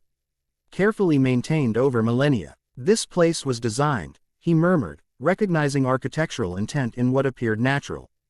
The rivers were redirected, the cliffs shaped. Artemis, standing several paces away with perfect stillness that no human could maintain, nodded once.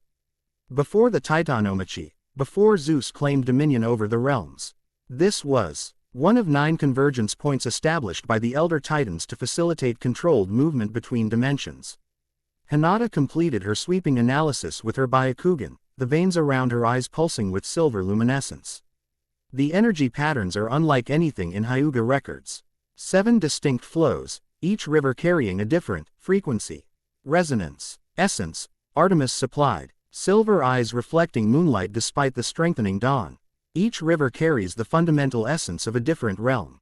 Where they converge, reality becomes negotiable. The goddess moved forward with liquid grace, feet barely disturbing the dew-laden grass. Though she maintained the appearance of a young woman, something about her movements betrayed inhuman nature, too perfect, too precise. As if physics offered suggestions rather than laws. The convergence pool is where you'll find what you seek, she told Naruto, though her tone suggested she still harbored reservations about his quest. But approaching it directly would be unwise. The waters react defensively to unauthorized presence. Naruto studied the circular pool with newfound wariness. What had appeared serene now revealed subtle danger, currents moving against natural flow, occasional ripples with no apparent cause, a certain quality of expectant tension. How would I authorize my presence? He asked, pragmatic as always. A faint smile touched Artemis's lips, there and gone so quickly it might have been imagined. Blood recognition. The waters remember their creators. My father's blood, Naruto concluded. The concept should have felt alien. Ritual blood magic had no place in shinobi training, yet it resonated with something awakening within him. I need to offer my blood to the pool. Not offer, Hinata corrected. Her Byakugan still active. The energy patterns suggest recognition, not sacrifice. More like a key inserted into a lock. Naruto approached the water's edge cautiously, kneeling at the perfect circle where land met liquid. Up close, the pool's surface resembled polished obsidian more than water, reflecting his face with uncanny precision. For a moment, his reflectio N seemed to shift, features elongating slightly, eyes flickering from cerulean to molten gold, an echo of his heritage made visible. Without hesitation, he bit his thumb, a familiar motion from Count's summoning techniques, and pressed the bleeding digit to the water's surface. The effect was immediate and dramatic. Rather than dispersing, his blood hung suspended exactly where it touched the pool. Then spread outward in a perfect spiral pattern of crimson against black. The spiral expanded, accelerated, becoming a vortex that pulled inward rather than down, a tunnel through dimensions rather than water.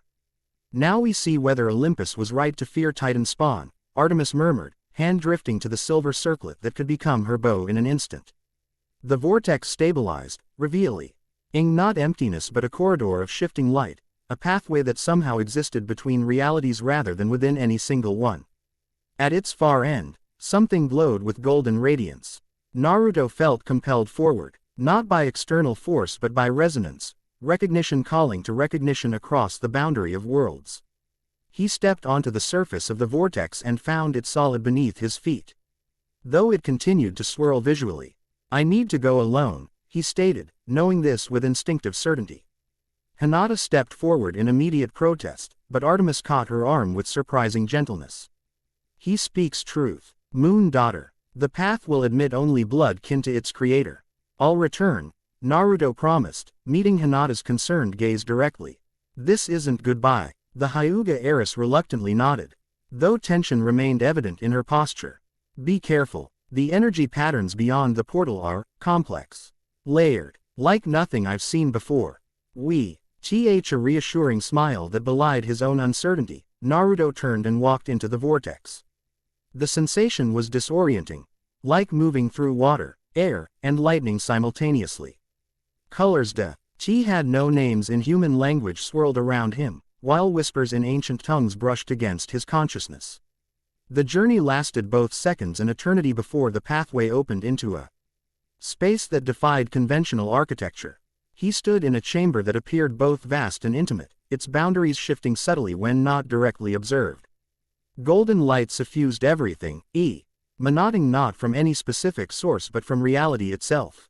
At the chamber's center stood a figure Naruto recognized instantly despite never having seen its true form before. Taller than any human, with 9 magnificent tails swaying behind a vulpine form that walked upright with regal bearing, Kurama, the 9-tailed fox god, in his uncorrupted, undiminished glory. My son, the Titan's voice, resonated on multiple frequencies simultaneously, both heard and felt. At last, you have found your way here. Naruto approached with a strange mixture of familiarity and awe. This being was simultaneously the cantankerous fox sealed within him for 20 years and something far greater, an ancient power that had helped shape the foundations of reality itself. Are you really here? He questioned, uncertain whether he faced a genuine manifestation or merely a pre-programmed echo. Golden eyes regarded him with unmistakable intelligence. Yes and no. This is a fragment of my consciousness, preserved when I foresaw the necessity of dividing my essence. I exist here, within you, and elsewhere, bound but not diminished. The massive fox gestured with elegant claws, and the chamber transformed around them.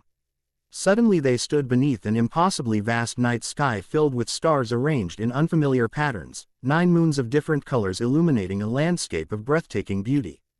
Before the Olympians, before the division of realms, all worlds existed in harmony, Kurama explained, his form seeming both solid and ethereal against the primordial backdrop. As Boundary Titan, I maintained the ordered separation and controlled passage between dimensions. The 9 realms prospered under the stewardship of the Elder Titans. The scene shifted again, showing figures of immense power locked in cosmic conflict, lightning against darkness, ocean against flame, a war that scarred reality itself. Zeus led the rebellion, imprisoning or slaying most of my kin. As Boundary Keeper, I alone was granted conditional freedom, my powers too essential to cosmic stability for even the Olympians to risk my elimination. Bitterness edged the Titan's resonant voice. But they bound me with divine chains, restricting my movement between realms, forcing me to maintain the boundaries while denying me passage through them. Another transformation brought them to a scene Naruto recognized from shinobi history, the Sage of 6 Paths confronting the 10 Tails. I found refuge in this isolated dimension, so distant from Olympus that Zeus's influence barely reached it. Here, I discovered humanity developing extraordinary energies, chakra, they called it, an evolutionary adaptation to the dimensional energies that leaked through the thinning barriers. The fox god's expression grew contemplative. The being your history records as the 10 Tails was actually a convergence point collapse, a critical failure in the boundary between dimensions that threatened to consume this entire realm. The human you call the Sage of 6 Paths sought my guidance, and together we contained the breach. Understanding dawned on Naruto. The division of the 10 Tails into the 9 Biju, it wasn't creation but reorganization. The tailed beasts are fragments of dimensional energy given form and consciousness. Precisely, Kurama confirmed, tails swaying with pleased acknowledgement. And I remained among humans, finding their adaptability and resilience refreshing after the stagnant politics of divine realms. I walked among them in human form, eventually falling in love with a remarkable woman from the Uzumaki clan, a family naturally attuned to boundary energies through their sealing arts. The chamber shifted one final time, revealing a scene that struck Naruto with physical force, Minato and Kushina. Exactly as in the photographs he'd treasured throughout his life, but with subtle differences. Minato occasionally flickered with golden energy, his true nature bleeding through the human disguise, while Kushina's sealing chains glowed with power that clearly responded to her husband's divine essence. We were happy, Kurama said softly, watching the scene with evident longing. Until Olympian agents discovered my location and identity. Zeus sent assassins, minor gods and divine servants tasked with either eliminating me or binding me more thoroughly than before. The idyllic scene shattered, replaced by the terrible night of Naruto's birth, the 9 Tails attack on Konoha, but from an entirely different perspective. What appeared to be a rampaging Biju was actually Kurama fighting multiple divine assailants, his power fractured and destabilized by Olympic sealing techniques. Your mother died protecting you from a death god's scythe. With her last strength, she helped me implement our contingency plan, dividing my essence between the fragment that would be sealed within you and the portion that would return to the divine realms to maintain appearance of compliance. Naruto watched as Minato, his father, both human and titan, performed the sealing technique that would forever alter his life, tears streaming down the fourth Hokage's face as he condemned his son to the life of a Jinchuriki. He modified the seal at the last moment, Naruto observed, seeing subtle changes to the design that had never been recorded in Konoha's archives. He wasn't just containing the 9 Tails, he was hiding your divine essence within a recognized containment pattern. Clever deception through half-truth, a necessity when dealing with Olympians, Kurama acknowledged. Quote, the seal suppressed both your divine heritage and my true nature, making us appear as nothing more than human container and chakra beast. Simultaneously, it allowed my consciousness to gradually merge with yours, preparing you to eventually reclaim your birthright. The chamber returned to its original configuration, the fox god regarding his son with ancient eyes that held both pride and concern. Now the barriers thin once more, not by natural alignment alone, but through deliberate sabotage. Someone manipulates the convergence points, creating weaknesses that allow controlled breaches. The Hyperborean giant, Naruto recalled. Artemis said it was a prepared incursion, not random. Indeed, ancient enemies move in shadow, exploiting Olympic complacency and human ignorance. Kurama's tails lashed with agitation. You stand at the nexus of three worlds, Shinobi, Olympian, and Titan. Neither fully human nor completely divine, you can move between these realms in ways no other being can. With grave ceremony, the fox god extended his massive paw, golden light condensing above his palm to form an object that pulsed with power, a cylindrical pendant suspended on a chain of interlinked sealing scripts. This key will complete your awakening, granting access to your full heritage while maintaining your human consciousness. It cannot be stolen or used by another, it will respond only to your unique dual nature. Naruto accepted the pendant with appropriate reverence, feeling it warm to his touch. The cylinder was covered in intricate engravings that shifted subtly under his gaze. Refusing to settle into any recognizable pattern. What exactly will happen when I use this? He asked pragmatically. A rumbling chuckle escaped the fox god. Caution from my son, perhaps your other's influence was even stronger than I anticipated. His expression sobered. The key will unlock the final seals binding your divine essence, allowing you full access to your Titan abilities while preserving your human identity. You will remain Naruto Uzumaki, but gain the power to stand against divine threats and repair the damaged boundaries between worlds. The chamber began to shimmer around them, its edges dissolving as if reality itself was becoming uncertain. Our time grows short, Kurama stated. The alignment progresses faster than anticipated. Return to your companions, the moon daughter and my troublesome niece. They will be essential allies in what comes. Questions crowded Naruto's mind. About his mother, about the nature of Titans versus gods, about the extent of his powers, but the chamber was already fading. The connection between dimensions thinning. One final warning, the fox god called as his form began to disperse into motes of golden light. Trust Artemis's honor but not her loyalty, her oath to Olympus conflicts with her personal judgment. And beware the dreamwalkers, they sense your awakening and will seek to influence your choices through unguarded sleep. Before Naruto could ask for clarification, the interdimensional space collapsed entirely, sending him spiraling back through the vortex. He emerged from the pool with explosive force, landing on the grass beside the water with practiced agility. Hinata was at his side instantly, concern evident in her pearl-like eyes. You were gone for hours. What happened? Hours. Naruto blinked in confusion, the subjective experience having felt like minutes at most. Time flows differently between dimensions, apparently. His attention shifted to the pendant now hanging around his neck, its weak HT both substantial and somehow reassuring. The cylinder gleamed with subtle golden light, the engravings now settled into patterns reminiscent of both Uzumaki sealing techniques and something more ancient. Artemis approached cautiously, silver eyes fixed on the artifact with evident recognition. The boundary key, she stated, voice betraying rare surprise. My father believed it destroyed during the final battles of the Titanomachy. Quote, you know what this is? Naruto asked, curious about the goddess's reaction. A divine artifact of immense power, one of 9 keys that once governed passage between realms. Each boundary titan held one, allowing controlled manipulation of dimensional barriers.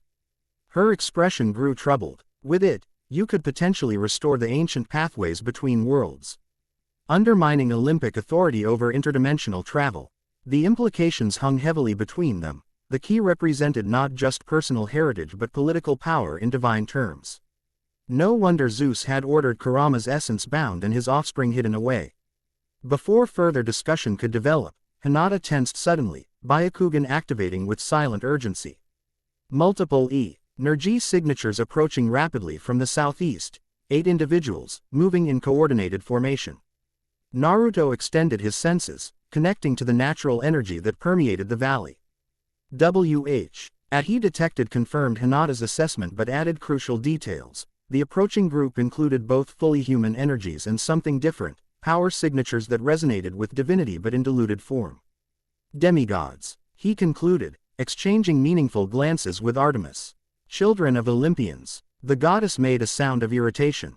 Camp Half-Blood must have detected the energy surge from the key's activation. They're sending a reconnaissance party. Friends of yours? Naruto asked, noting her distinctly unenthusiastic tone. Complicated, she replied curtly. My hunt.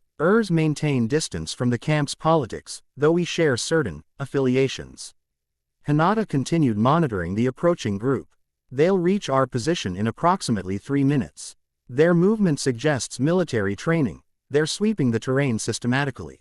No need for confrontation, Naruto decided, instinctively assuming tactical command. We'll meet them openly. Hinata, maintain perimeter awareness in case this is a diversion.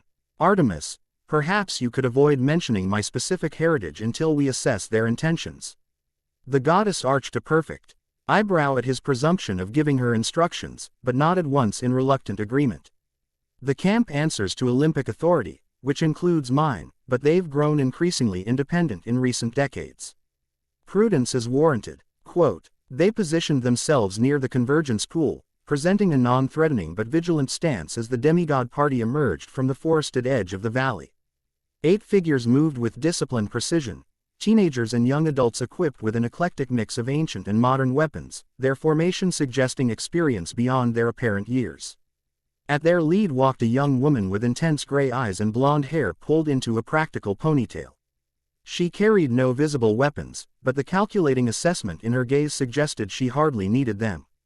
Beside her, a young man with sea-green eyes and windswept black hair held a pen with casual familiarity that Naruto immediately recognized as disguised weaponry, similar to how experienced shinobi often concealed their most lethal tools as everyday objects.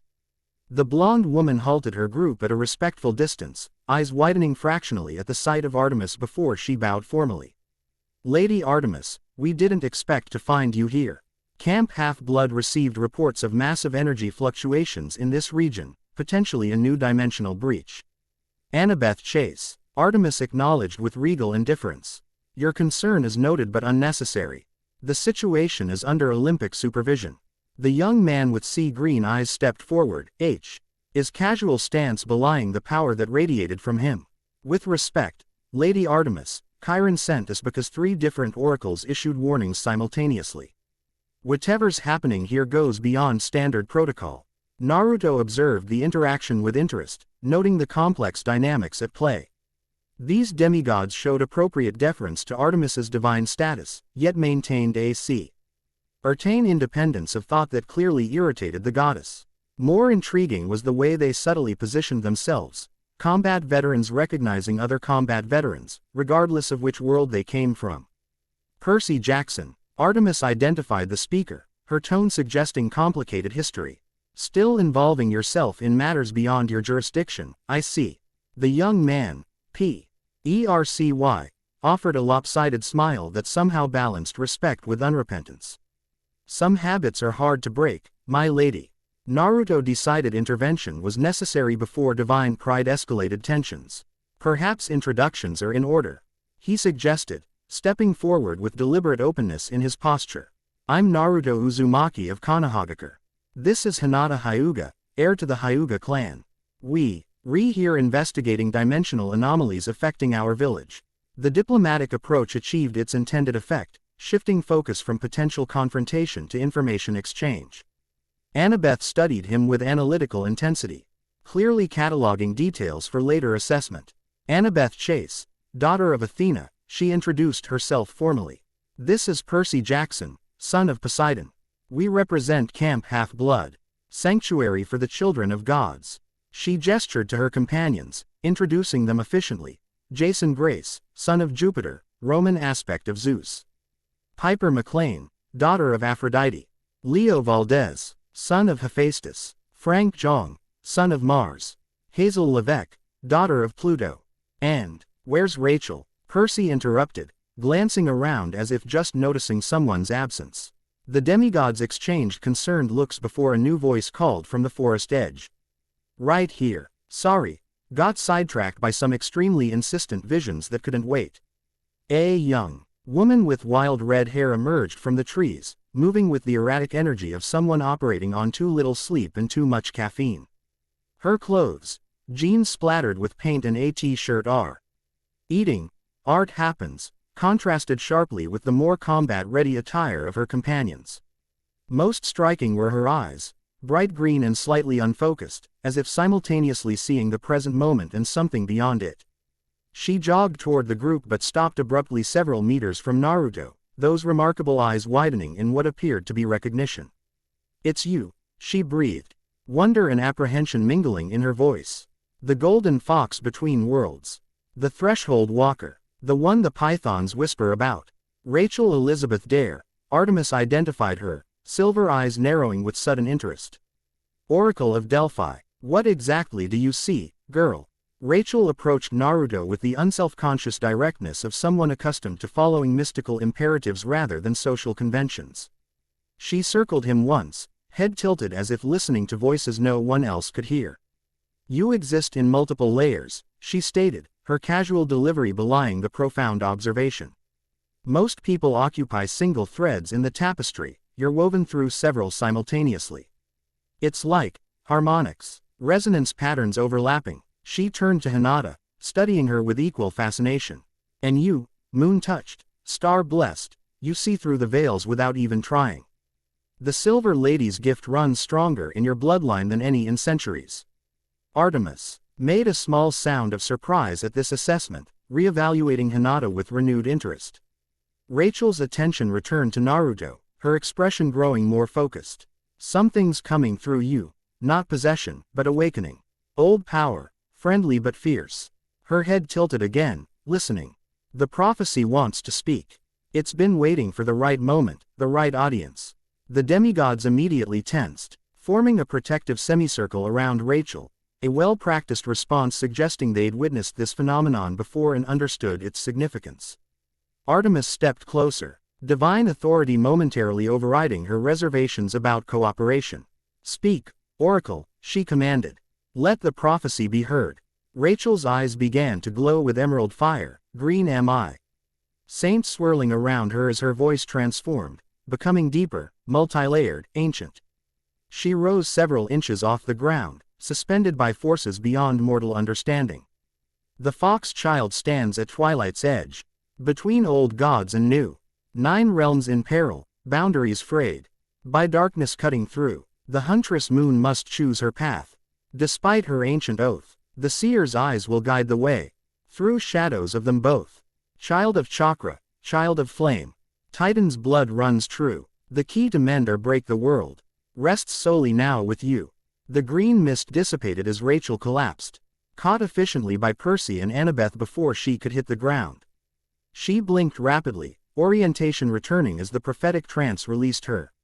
"That was different," she murmured, allowing her friends to help her stand. "Usually feels like drowning in pythons. This was more like running alongside a 9-tailed fox." She focused on Naruto with renewed interest.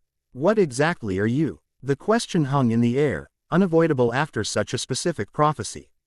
Naruto glanced at Artemis, who gave an infinitesimal nod, permission to reveal what the demigods would soon deduce anyway. "Complicated," he answered honestly. "Until yesterday, I believed I was simply a shinobi from Konohagakure who contained a powerful chakra entity called the 9-tailed fox. Now I'm discovering that my heritage is more complex. He is Titan's spawn," Artemis stated bluntly, apparently deciding directness was preferable to half-truths. "Son of Kurama, the boundary titan, who took human form as Minato Namikaze. His existence was hidden from Olympus through elaborate sealing techniques that suppressed his divine heritage." The revelation produced varied reactions among the demigods. Annabeth's eyes widened with scholarly fascination, while Percy's hand drifted subtly toward his disguised weapon. The others displayed graduated responses between these extremes: caution, curiosity, and in Leo's case, inappropriate enthusiasm. "Dude, that's awesome," the son of Hephaestus exclaimed, earning disapproving glances from his more tactically minded companions. "What, are we pretending we're not all thinking it? Titans are bad news usually, sure, but this guy doesn't have the 'I want to overthrow Olympus and eat demigods' vibe going on." "Leo," Piper chided gently, though her own expression suggested measured assessment rather than automatic hostility. Annabeth stepped forward, diplomatic training overriding potential concerns. "The prophecy mentioned 9 realms in peril, and boundaries frayed. This aligns with the reports we've been receiving across multiple fronts: dimensional breaches, creatures appearing where they shouldn't exist, weather patterns defying natural laws. The same phenomena have affected our world, Hinata confirmed, speaking for the first time since the demigod's arrival. Her quiet voice somehow commanded attention without demanding it. Our village experienced a hellhound incursion yesterday. Conventional techniques proved ineffective against it. Jason Grace, who had remained observably silent through the exchanges, finally spoke. This crosses pantheon boundaries. If dimensional barriers are failing globally, we need coordination beyond Camp Half-Blood's resources, beyond even Olympian jurisdiction. My father won't see it that way, Artemis noted dryly. Zeus considers all dimensional matters firmly under Olympic authority, regardless of evidence to the contrary. With respect, Lady Artemis, Annabeth ventured carefully. The prophecy specifically mentions cooperation. The huntress moon must choose her path, despite her ancient oath. That suggests divine involvement beyond normal parameters. Artemis's expression cooled noticeably. Be cautious interpreting prophecies, daughter of Athena, particularly those that presume to dictate divine choices. The tension was interrupted by a tremor that ran through the valley, subtle but unmistakable to experienced combatants from any world. Hinata's Byakugan activated instantly, scanning beyond normal vision limits. Energy fluctuation 2 kilometers north, she reported precisely. Similar signature to the Hellhound manifestation, but larger, much larger. Rachel gasped suddenly, hands pressing against her temples. It's coming through. Something ancient, angry. It sensed the key activating. Naruto felt it too, a predatory awareness focusing on their location with malevolent intent. His hand went instinctively to the pendant, which had grown warm against his chest. Pulsing in rhythm with his heartbeat. Battle positions. Percy directed his companions with practiced efficiency, the demigods moving into a defensive formation that complemented their varied abilities. Rachel, stay behind us. Annabeth, tactical assessment. The daughter of Athena analyzed the situation with impressive speed. Unknown entity approaching from dimensional breach, potentially responding to divine energy signatures. Multiple combat-capable defenders with varied specialties. Recommended strategy. Containment perimeter with layered defense. Naruto exchanged glances with Hinata. Silent communication born from years of coordinated missions. She nodded once, understanding his intention without words. They moved to complement the demigods, formation, positioning themselves where their abilities would provide maximum tactical advantage. Artemis observed this impromptu alliance with complex emotions playing across her perfect features, reluctance warring with practical necessity. Finally, she materialized her silver bow, an action that symbolized commitment beyond mere observation.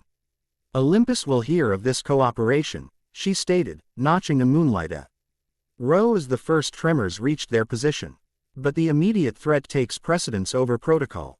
The ground before them split open with explosive force, revealing not a simple rift but a methodical excavation, as if something were deliberately digging its way through dimensional barriers with calculated precision. From the widening breach emerged massive armored claws, each larger than a human torso, followed by a chitinous head that resembled a monstrous scorpion crossed with elements of human anatomy. Pit scorpion, Annabeth identified grimly, but massively oversized and evolved somehow. The creature that pulled itself from the dimensional tear defied conventional categorization. While clearly based on scorpion morphology, it had incorporated elements from other species. Multiple compound eyes arranged with disturbing symmetry, armored plates that shifted colors in response to light, and most unnervingly, what appeared to be a humanoid face embedded in its carapace. Mouth opening to reveal rows of needle-like teeth. Not pit scorpion, Artemis corrected tersely. Tartarian hybrid, experimental fusion created in the depths by someone with knowledge of divine genetic manipulation. This is engineered, not evolved. The monstrosity fully emerged, towering nearly 5 meters tall, its segmented tail arching overhead with a stinger that dripped luminescent venom. The human-like face focused on their group, intelligence evident in its unnatural eyes. The boundary thief reveals himself, it spoke, voice like stones grinding together. The master will be pleased when I return with the key. Naruto stepped forward, standing between the creature and his companions.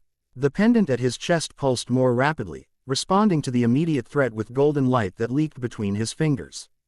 Who sent you? He demanded, channeling chakra in preparation for combat. The creature's face twisted into a grotesque approximation of a smile. The architect of dissolution sends his regards. The barriers fall according to design, Threshold Walker. Your interference was anticipated. Without warning, it struck, tail lashing forward with impossible speed for something so massive. Naruto dodged with shinobi reflexes enhanced by awakening divine heritage, the stinger missing him by millimeters before embedding itself in the ground with enough force to shatter stone.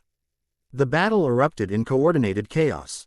Percy uncapped his pen, which expanded into a gleaming bronze sword that he wielded with fluid expertise.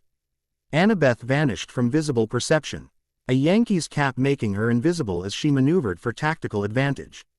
Jason summoned lightning that struck the creature's armored back, electricity arcing between plates but causing minimal damage. Hinata moved with deadly grace, moonlight palm technique targeting junctions in the hybrid's exoskeleton where dimensional energy concentrated. Each precise strike disrupted the creature's connection to its origin realm, weakening its manifestation in the current dimension. Artemis fired silver arrows that found impossibly small vulnerabilities, compound eyes, joint connections, the thin membrane between armored segments. The hybrid roared in pain but showed remarkable regenerative abilities, injuries closing almost as quickly as they were inflicted. Conventional attacks aren't working, Frank called, his arrows bouncing harmlessly off the creature's main carapace despite his impressive strength. Its armor adapts to whatever damages it, Leo observed, flames engulfing his hands as he tested different heat intensities against the monster's defenses. Some kind of dimensional phase shifting, it's partially existing in another realm to avoid damage in this one. The SS meant sparked recognition in Naruto. This creature employed principles similar to his momentary phase shifting during the Anbu assessment. Acting on instinct, he channeled chakra differently, focusing it through the pendant rather than his normal pathways. Golden energy responded, flowing through his network in patterns that felt simultaneously foreign and intimately familiar. When he spoke, his voice carried harmonic overtones that resonated at the frequency of reality itself. Statheropoias t morphe sas se aftit diastasi. The ancient Greek flowed naturally from his lips, a command wrath. Than a request. Stabilize your form in this dimension. The effect was immediate and dramatic. Golden light engulfed the hybrid, forcing its quantum state to resolve fully within the current dimension. Its armor lost the shifting iridescence, becoming solid and fixed, vulnerable to physical attack. Now, Naruto called, maintaining the stabilization effect through sustained focus. The demigods responded with impressive coordination. Jason's lightning struck with devastating effect, electricity finding conductive paths through the now stable exoskeleton. Piper's voice carried charm speakda. T momentarily confused the creature's motor responses. Leo unleashed concentrated fire at precisely the temperature that caused the chitin to warp and crack. From seemingly nowhere, Annabeth appeared on the monster's back, her bronze dagger driving deep into a vulnerable junction point that only her invisible reconnaissance could have identified. The hybrid roared in genuine pain, thrashing wild Y as ichor, the golden blood of divine entities, sprayed from the wound. Artemis seized the opportunity, leaping impossibly high to gain optimal firing position. Her silver bow sang as she released 3 arrows simultaneously, each striking a different critical point with surgical precision. The shafts pulsed with moonlight upon impact, spreading freezing energy through the creature's internal systems. As the monster staggered, Hinata executed a perfect 8 trigrams 64 palms, each strike targeting a dimensional anchor point visible only to her by Akugan. The technique wasn't designed to damage physically but to sever the hybrid's connections to its home dimension, preventing it from drawing sustenance or stability from Tartarus.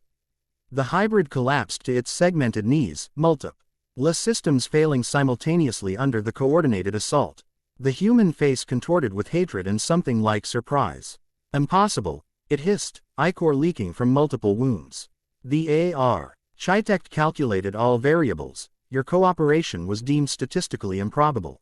Naruto approached the defeated creature, maintaining the dimensional stabilization effect with one hand while the other reached for the pendant.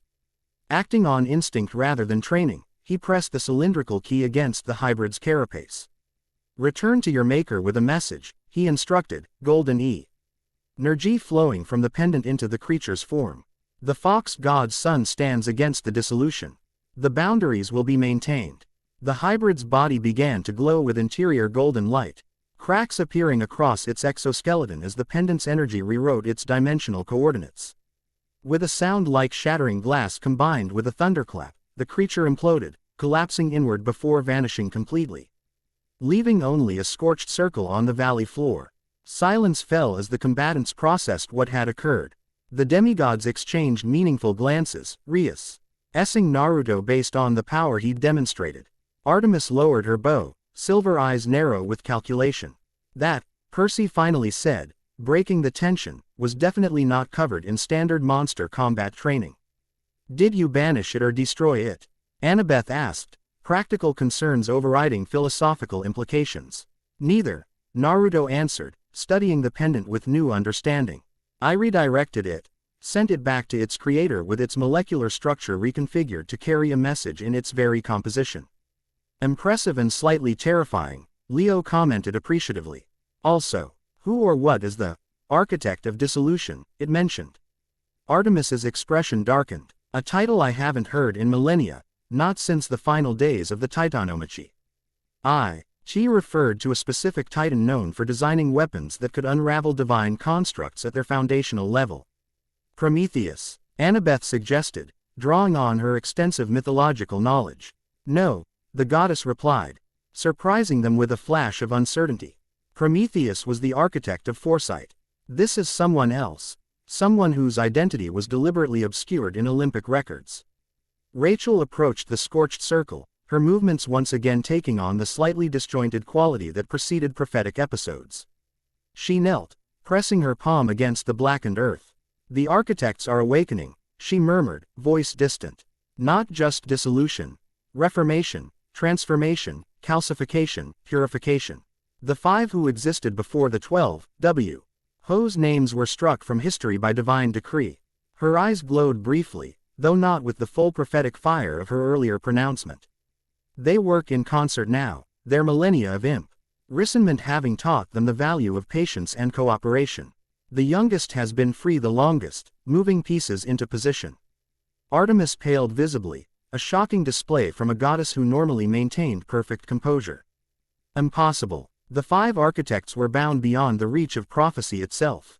Their prisons were designed by multiple pantheons working in concert specifically to prevent coordinated escape. Yet here we are, Naruto observed quietly, dealing with dimensional breaches that show evidence of deliberate engineering rather than natural deterioration. The implications settled heavily among them, the threat significantly greater than isolated monster incursions or localized dimensional anomalies. If ancient titans of specific reality-altering capabilities were coordinating their actions across pantheons, the consequences could affect all worlds simultaneously. Hinata, who had been silently observing the scorched ground with her Byakugan, spoke with quiet certainty. The dimensional frequency of this portal matches exactly the disturbances affecting our village. Whatever breached our world wasn't random, it was specifically targeting Konoha. Or specifically targeting you, Annabeth suggested to Naruto, her analytical mind working through strategic implications. If these architect titans knew about your existence and heritage, they might have engineered the Hellhound incursion to force your awakening before you were fully prepared. The assessment aligned uncomfortably well with the accelerating timeline of events. Naruto's hand went instinctively to the pendant, which had cooled significantly since the hybrid's banishment. We need to return to Konoha immediately, he decided. If these breaches are targeted rather than random, village is at greater risk than we realized. And we must report to Camp Half-Blood, Jason added. Chiron needs to be informed about the architect's reference, he might have historical knowledge that isn't recorded in standard texts. Artemis observed the developing alliance with complex emotions playing across her perfect features. Divine protocol dictated clear separation between pantheons and their respective dimensional jurisdictions. Yet the prophecy had explicitly mentioned her making choices contrary to established oaths. I will accompany you to your village, she announced, surprising everyone including herself. Olympic representation is necessary to properly assess these cross-dimensional threats. The declaration held significant political implications. As an Olympian goddess, Artemis's presence in the shinobi world represented unprecedented direct involvement between pantheons. That she offered this without consulting Zeus suggested she was already beginning to make the choice referenced in the prophecy. "We'll coordinate through Rachel," Annabeth proposed practically. "As Oracle, she can maintain communication between our groups without requiring physical proximity." Dimensional phone service, Rachel quipped with forced lightness. "One of the weirder applications of my prophetic abilities, but I'm game." Percy approached Naruto directly, extending his H, and in a gesture that transcended cultural differences. "Camp Half-Blood stands ready to assist. Demigods are pretty good at handling impossible situations, it's basically our specialty." Naruto accepted the handshake, recognizing the significance of the alliance forming between their worlds. Konoha has faced its share of impossible situations too. Working together gives all our realms a better chance. As they prepared to separate, the demigods returning to Camp Half-Blood while Naruto's group headed for Konoha, Rachel approached him once more, her expression serious beneath her normally casual demeanor. "One more thing the Pythons wanted me to tell you," she said quietly, ensuring only he could hear. "Dreams will be your battlefield too. They'll come for you when you sleep, trying to influence your awakening process. Liminal spaces between wakefulness and rest are where you'll be most vulnerable." The warning echoed what Kurama had told him about dreamwalkers, confirming its importance. "Any advice on how to defend against that?" A smile flickered across Rachel's freckled features. "Funny you should ask. Dreams happen to be another specialty of mine." She removed a small leaf pouch from her pocket and pressed it into his hand. "Dried laurel leaves and a few other herbs sacred to Apollo, burn them before sleeping. They won't block dream influences completely, but they'll help you recognize external manipulation when it occurs." Their groups parted with established communication protocols and shared urgency. As Naruto, Hinata, and Artemis began their journey back toward Konoha, the goddess maintained uncharacteristic silence, clearly processing the implications of her own choices.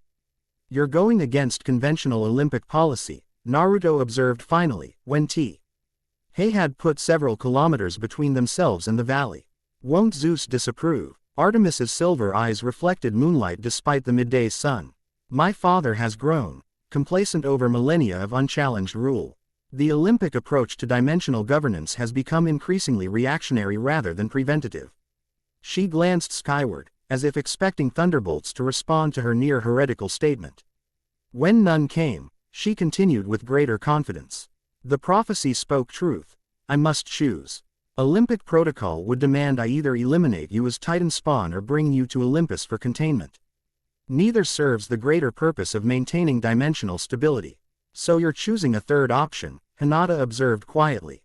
"Precisely." The goddess maintained her relentless pace through the forest. "Cooperation, however distasteful, presents the only logical response to coordinated threat. If the five architects truly work in concert, no sin. Glay Pantheon possesses sufficient knowledge or power to counter their combined efforts." Their journey continued with renewed urgency, each lost in their own thoughts regarding the implications of what they'd discovered. The pendant hung heavy against Naruto's chest, its power dormant but present, a key that could either repair or destroy the boundaries between worlds, depending entirely on the choices he would make. By nightfall, they had covered remarkable distance, pushing beyond normal human limitations. Though Artemis clearly could have traveled faster alone, she matched her pace to her companions, occasionally offering observations about the increasing frequency of dimensional anomalies they encountered along their route. "The pattern suggests a concentrated focus on your village," she noted as they paused briefly to assess a small rift that had opened in a clearing. This breach, unlike others they'd seen, appeared stable, its edges clean and precisely defined rather than jagged and fluctuating. "This wasn't created by barrier deterioration," Naruto observed, studying the perfectly circular opening that revealed a glimpse of somewhere else, a landscape of purple skies and Cr. Eastaline vegetation that belonged to no known realm. "Engineered breach," Artemis confirmed, approaching it cautiously. "A test or perhaps a message." She extended her hand near the opening, careful not to touch it directly. "Dimensional harmonics are precisely calibrated. This is exceptional workmanship." Hinata activated her Byakugan, studying the breach with her unique perception. "The energy signature is contained. It's not expanding or drawing power from surrounding sources." "Almost like a door," Naruto finished, recognition dawning. They're establishing controlled access points throughout the region, preparing for something larger. The goddess nodded grimly. The architects were known for elaborate, multi-phase strategies. This suggests they're beyond preliminary stages. The primary framework is already established. Quote, they continued onward, maintaining vigilance as darkness fell. When they finally made camp, necessity rather than preference driving the decision, Artemis Cr. Eated a perimeter of moonlight that would alert them to any approaching entities. Hinata established secondary security with techniques specialized for detecting dimensional anomalies, while Naruto prepared the herbs Rachel had provided. Dreamwalking protection, he explained when Artemis raised a questioning eyebrow at the unfamiliar ritual. Rachel warned that they'll target me through dreams.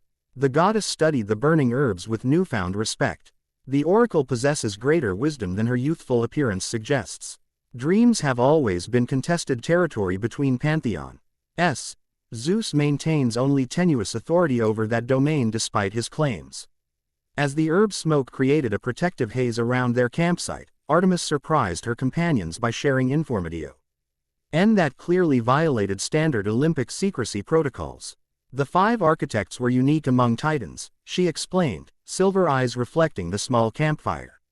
While most titans represented natural forces or cosmic principles, the architects specialized in fundamental aspects of reality construction itself. They designed and maintained the underlying frameworks upon which existence operates. Like the physical laws that govern how matter and energy interact, Hinata asked, demonstrating impressive conceptual adaptability. More fundamental than that, Artemis clarified. The CTS created the systems that allow physical laws to exist at all.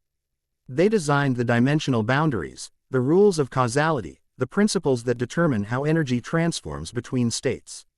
The implications were staggering. Entities whose power operated at the level of reality's foundational code rather than merely manipulating existing natural laws. During the Titanomachy, the goddess continued, Zeus recognized that simply imprisoning the architects in Tartarus would be insufficient. Their abilities functioned at levels that transcended conventional containment.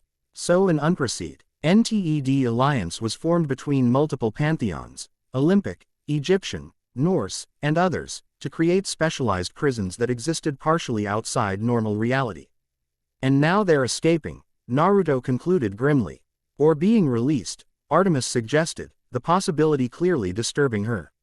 The prisons were designed to be inaccessible without specific keys held by different pantheons, a safeguard against any single divine entity freeing them. Which means either multiple pantheons are compromised. Hinata began. Or someone has obtained keys from different sources, Naruto finished. Neither option is comforting. The conversation faded into contemplative silence as each processed the escalating implications of what they faced. Eventually, necessity dictated rest despite the circumstances. Artemis, requiring no sleep as a full divinity, maintained vigilance while her companions sought brief respite. As Naruto drifted toward sleep, the herb smoke created a protective barrier around his consciousness, not preventing dreams but making their external influences recognizable as such. He found himself in a liminal space that was neither fully dreamscape nor physical reality. Aware of his sleeping body while simultaneously experiencing a different environment, he stood in what appeared to be an elaborate workshop, walls lined with scrolls, diagrams, and instruments of incredible complexity. Dimensional models hung from the ceiling, representing multiple realities in various states of intersection. At the room's center stood a workbench where a figure labored over what had appeared to be a miniature representation of the convergence pool they had visited. The figure turned, revealing features that shifted subtly between different appearances, sometimes appearing as an elderly man with calculating eyes. Other times as a beautiful woman with mechanical precision to her movements, occasionally as something not human at all but a geometric abstraction given partial form. The threshold walker awakens, it stated, voice similarly shifting between timbres and tones. Right on schedule, despite Olympic interference. Thanks to Rachel's herbs, Naruto recognized is as an external dream contact rather than a natural dream. He maintained awareness of his sleeping body while engaging with the entity. The architect of dissolution, I presume. He responded, deliberately projecting calm confidence. A sound like mechanical laughter emerged from the being. A title assigned by limited minds attempting to categorize that which defies categorization. But it will suffice for our purposes. The entity gestured toward the miniature convergence pool, where golden light pulsed in patterns matching the pendant Naruto now possessed. You recovered the key, excellent. It's essential for what comes next. And what exactly comes next in your dissolution plan? Naruto questioned, testing whether the dream state might yield information.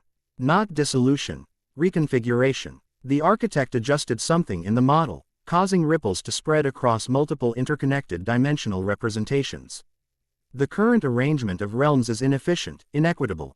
Boundaries established by fearful gods who sought to isolate power rather than optimize function. The being turned fully toward Naruto, its form temporarily stabilizing into something approximate. Aiding an elderly scholar with eyes of swirling calculation. Your father understood this. Kurama maintained the boundaries while recognizing their flawed design, a compromise born of necessity rather than conviction. You claim to know my father's mind. Naruto challenged, wary of manipulation. We worked together for eons before the Olympian Rebellion, the architect stated matter-of-factly. He 9 boundary titans were my finest implementation team, translating theoretical models into functional reality matrices. The dream workshop shifted, walls becoming transparent to reveal countless realities spreading in all directions, some recognizable, others utterly alien. Look at what Zeus's fear has created, disconnected realms suffering from isolation, knowledge and resources that could be benefit all locked behind arbitrary barriers maintained through tyranny rather than wisdom. The visualization was compelling, showing suffering that could potentially be alleviated through controlled reconnection between dimensions. Naruto recognized the persuasive technique but couldn't dismiss the underlying truth it contained. And your solution is controlled destruction of these barriers? He asked, maintaining critical distance while engaging the argument. Controlled reconfiguration, the architect corrected, manipulating the models to show barriers dissolving and reforming in new patterns. The key you carry allows precise adjustment rather than crude destruction. Used properly, it can establish new connection pathways without catastrophic collapse. The being approached Naruto directly, its form shifting to resemble Minato Namikaze, a calculated choice designed to evoke emotional response. Your heritage uniquely positions you to implement this reconfiguration. Neither fully Titan nor human. You understand both cosmic necessity and mortal perspective. Despite recognizing the manipulation, Naruto felt its effectiveness. The argument contained elements that resonated with his own developing thoughts about dimensional separation and connection. Why the monsters, then? He countered, focusing on concrete evidence rather than philosophical appeals. The hellhound, the hybrid scorpion, they caused harm and threatened innocence. The architect dismissed this with a gesture that transformed the models again. Calculated disruptions necessary to establish baseline measurements. Minimal acceptable casualties to prevent greater suffering through continued isolation. Casualties are never acceptable when alternatives exist, Naruto stated firmly, his human values as asserting themselves against cosmic utilitarianism. The being studied him with renewed interest. Kushina's influence runs deeper than anticipated. Fascinating. It made adjustments to its approach with disturbing immediacy. Consider this, then. Current barrier deterioration proceeds regardless of our intervention. Without controlled reconfiguration, catastrophic collapse becomes inevitable. Bilio. NS lost across multiple realms as chaotic intersection triggers cascading reality failures. Images flashed around them, devastating scenarios showing dimensions colliding with apocalyptic consequences. Cities crushed beneath alien landscapes, oceans vaporizing as incompatible atmospheres collided, living beings horrifically fused with matter from other realms. This is manipulation, Naruto stated. Though the scenarios presented were disturbingly plausible based on what he'd already witnessed of dimensional instability. Of course it is, the architect acknowledged with surprising candor. Quote, all communication between sentient beings involves degrees of manipulation. The relevant question is whether the underlying information is accurate. The dream workshop began to fade around them, the architect's time apparently limited by the protective influence of Rachel's herbs. Before disappearing completely, the entity left Naruto with a final statement. Ask Artemis about the Olympian bar. Why are protocols, specifically why Zeus forbids all discussion of alternative configurations? Then decide whether absolute loyalty to current dimensional boundaries serves the greater good or merely maintains divine control at mortal expense. Naruto woke with controlled alertness, the herb smoke still lingering around him. Hinata slept nearby, her rest apparently undisturbed by dream visitors, while Artemis stood at the perimeter. Silver eyes scanning the darkness with divine perception. The goddess turned as he sat up, immediately recognizing from his expression that something had occurred. Dream contact, she asked, moving closer with silent grace. The architect of dissolution, Naruto confirmed, observing her reaction carefully.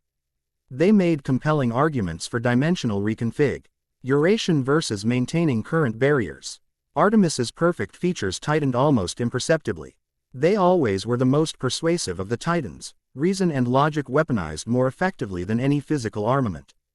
They mentioned Olympian barrier protocols, Naruto continued, watching closely. And Zeus forbidding discussion of alternative configurations. The goddess went very still, the kind of stillness that predators exhibit when suddenly alert to danger. For a moment, Naruto thought she might refuse to engage the topic entirely, divine loyalty overriding their developing alliance. When she finally spoke, her voice carried the weight of someone making a significant choice. The current configuration of dimensional barriers prioritizes Olympic authority over efficiency, she admitted reluctantly. After the Titanomachy, Zeus established protocols that maintained his Pantheon's privileged position across multiple realms, restricting access patterns that might have benefited other dimensions. She glanced skyward, as if expecting retribution for this near-blasphemous admission. This doesn't justify the architect's methods, but their critique isn't entirely without merit. The dimensional governance system does contain inequities. The acknowledgement represented a remarkable departure from standard Olympic policy. That Artemis would share such infirmity, on with a Titan descendant, indicated just how seriously she viewed the current crisis, and perhaps suggested the beginnings of the choice mentioned in Rachel's prophecy. "Thank you for your honesty," Naruto said simply. The goddess nodded once, silver eyes reflecting complex emotions. "We face threats that transcend traditional loyalties. Transparency may prove more valuable than protocols established millennia ago under very different circumstances." As dawn approached, they prepared to resume their journey to Konoha, the final leg of their return. The pendulum key rested against Naruto's chest, its potential for both restoration and reconfiguration growing clearer with each new piece of information. The choice of how to use it, and whom to trust in the process, would shape the future of not just the shinobi world but all interconnected realms. The dimensional stakes had never been higher, and the son of the fox god found himself standing precisely where the prophecy had placed him, Twilight's edge between old gods and new, with the key to mend or break the world resting solely with him. Chapter 2 End. Chapter 3, Fragments of Divinity. Konoha burned, not with ordinary flame but with otherworldly fires that defied conventional elements, crystalline blazes that consumed matter while leaving perfect geometric voids, purple-black conflagrations that seemed to devour light itself. Rippling curtains of energy that transformed whatever they touched into substances unknown to shinobi science. Naruto stood atop the Hokage monument, the pendant thrumming against his chest as he surveyed the catastrophe unfolding below. The dimensional breaches had multiplied exponentially during their 3-day absence. Dozens of rifts now pockmarked the village landscape, each disgorging ties that should never have existed in the shinobi world. "We're too late," Hinata whispered beside him, her Byakugan active and cataloging the chaos with merciless precision. "The barrier degradation has accelerated beyond predicted parameters." Artemis materialized from a shaft of moonlight, her reconnaissance complete. The goddess moved with contained fury, silver eyes reflecting the unnatural fires below. "This is not natural deterioration. Someone deliberately targeted this location with dimensional destabilizers. The architects," Naruto concluded grimly. "They're forcing my hand." In the village center, a massive rift dominated the main plaza, a perfect circular tear in reality that revealed glimpses of a realm composed entirely of mathematical equations given physical form. ANBU squads maintained defensive positions around its perimeter, their jutsu creating temporary barriers that slowed but couldn't prevent the emergence of crystalline entities shaped like recursive fractals with too many angles. Tsunade stood at the command post established on the Hokage Tower roof, coordinating defense efforts with grim efficiency. Even from this distance, Naruto could see the exhaustion etched into her features. The village had clearly been fighting without respite for days. We need to stabilize the primary breach first, he decided, the tactical assessment flowing naturally from his awakening heritage combined with shinobi training. The smaller rifts will be easier to manage once the central disturbance is controlled. Artemis nodded in reluctant agreement. Your assessment matches mine. The central breach serves as an anchor point for the satellite rifts, a dimensional hub through which the others are maintained. The goddess regarded Naruto with renewed calculation. The pendant will allow you to affect the breach directly, but the energy requirements will be substantial. Are you prepared for what that might entail? The question carried layers of meaning beyond its surface concern. Using the boundary key at full capacity would necessitate embracing his Titan heritage more completely, a step that might further distance him from his human identity. I don't have a choice. Naruto replied simply, feeling the pendant warm in response to his resolve. Konoha needs me. Hinata's hand found his shoulder, her touch conveying support without words. The jest. Yor carried the weight of their shared history, years of quiet understanding that had evolved from childhood acquaintance to something deeper and more complex. You won't face this alone, she assured him, pearl-like eyes reflecting determination that matched his own. Their moment of connection was interrupted by a familiar chakra signature approaching rapidly from below, Kakashi, moving with the urgency of critical information. The copy nin appeared beside them in a swirl of leaves, his visible eye widening fractionally at the sight of Artemis before professional focus reasserted itself. E's situation deteriorated approximately 36 hours ago, he reported without preamble. Multiple coordinated breaches opened simultaneously across the village. Conventional containment techniques proved ineffective against most extradimensional entities. Casualties? Naruto asked, dreading the answer. Surprisingly minimal, considering the scale of the incursion, Kakashi replied. The entities seem more focused on establishing dimensional footholds than attacking civilians. Lady Tsunade implemented full evacuation protocols for non-combatants. Artemis stepped forward, silver light briefly illuminating her form as she shed the subtle glamour that had partially concealed her divine nature. The revelation of her true aspect, cold radiance and predatory perfection, caused Kakashi to instinctively step back despite his formidable experience. Kakashi Hatake, she acknowledged, somehow knowing his name without introduction. Your reputation extends beyond your dimension. The silver-haired warrior with borrowed sight. To his credit, Kakashi recovered quickly from the shock of confronting a goddess. And you would be Artemis, Naruto supplied, goddess of the hunt, the moon, and the wilderness. Olympic pantheon. She's here as an observer and potential ally in addressing the dimensional crisis. The information might have overwhelmed a lesser shinobi, but Kakashi had long ago developed psychological frameworks for integrating seemingly impossible developments. He simply nodded, accepting the paradigm shift with remarkable adaptability. Additional divine assistance would be welcome, he stated pragmatically, particularly since our latest intelligence suggests coordinated activity behind the breaches. As they descended toward the village center, the full extent of the crisis became apparent. The smaller rifts functioned differently from one another, some producing localized environmental effects like reversed gravity or accelerated time flow, others serving as entry points for entities ranging from merely strange to actively hostile.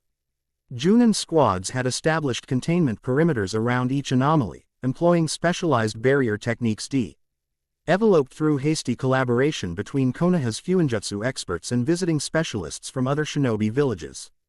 The unprecedented cooperation between traditionally rival powers spoke volumes about the recognized existential threat. They found Tsunade directing operations from an improvised command center, dark circles beneath her eyes testifying to days without proper rest. The Hokage's expression shifted from strained focus to profound relief at the sight of Naruto, before registering wary assessment upon noticing Artemis. Report, she demanded tersely, prioritizing information over introductions. Naruto quickly summarized their findings: the convergence point, the boundary key, the revelation about the Titan architects and their apparent plan for dimensional reconfiguration. Tsunade absorbed the information with the efficiency of a leader accustomed to processing complex strategic developments under pressure. And your divine companion? She inquired, addressing Artemis directly with the perfect balance of respect without subservience. Artemis, Olympian goddess of the hunt, the deity introduced herself, matching Tsunade's diplomatic precision. I observed this situation under my own authority, not as official Olympic representative. The careful wording conveyed significant political nuance. Artemis was acting independently, potentially against Zeus's established protocols. The distinction wasn't lost on Tsunade, whose eyes narrowed with renewed calculation. Konoha appreciates any assistance in addressing this crisis, she replied formally, establishing the framework for cooperation without subordinating her authority as Hokage. Their diplomatic exchange was interrupted by a massive tremor that shook the entire village, accompanied by a sound like reality itself screaming in protest. The central breach in the plaza expanded violently, its perfect circular form distorting into jagged edges as the underlying dimensional mathematics became unstable. It's collapsing into chaotic reconfiguration, Artemis stated, silver eyes widening with genuine alarm.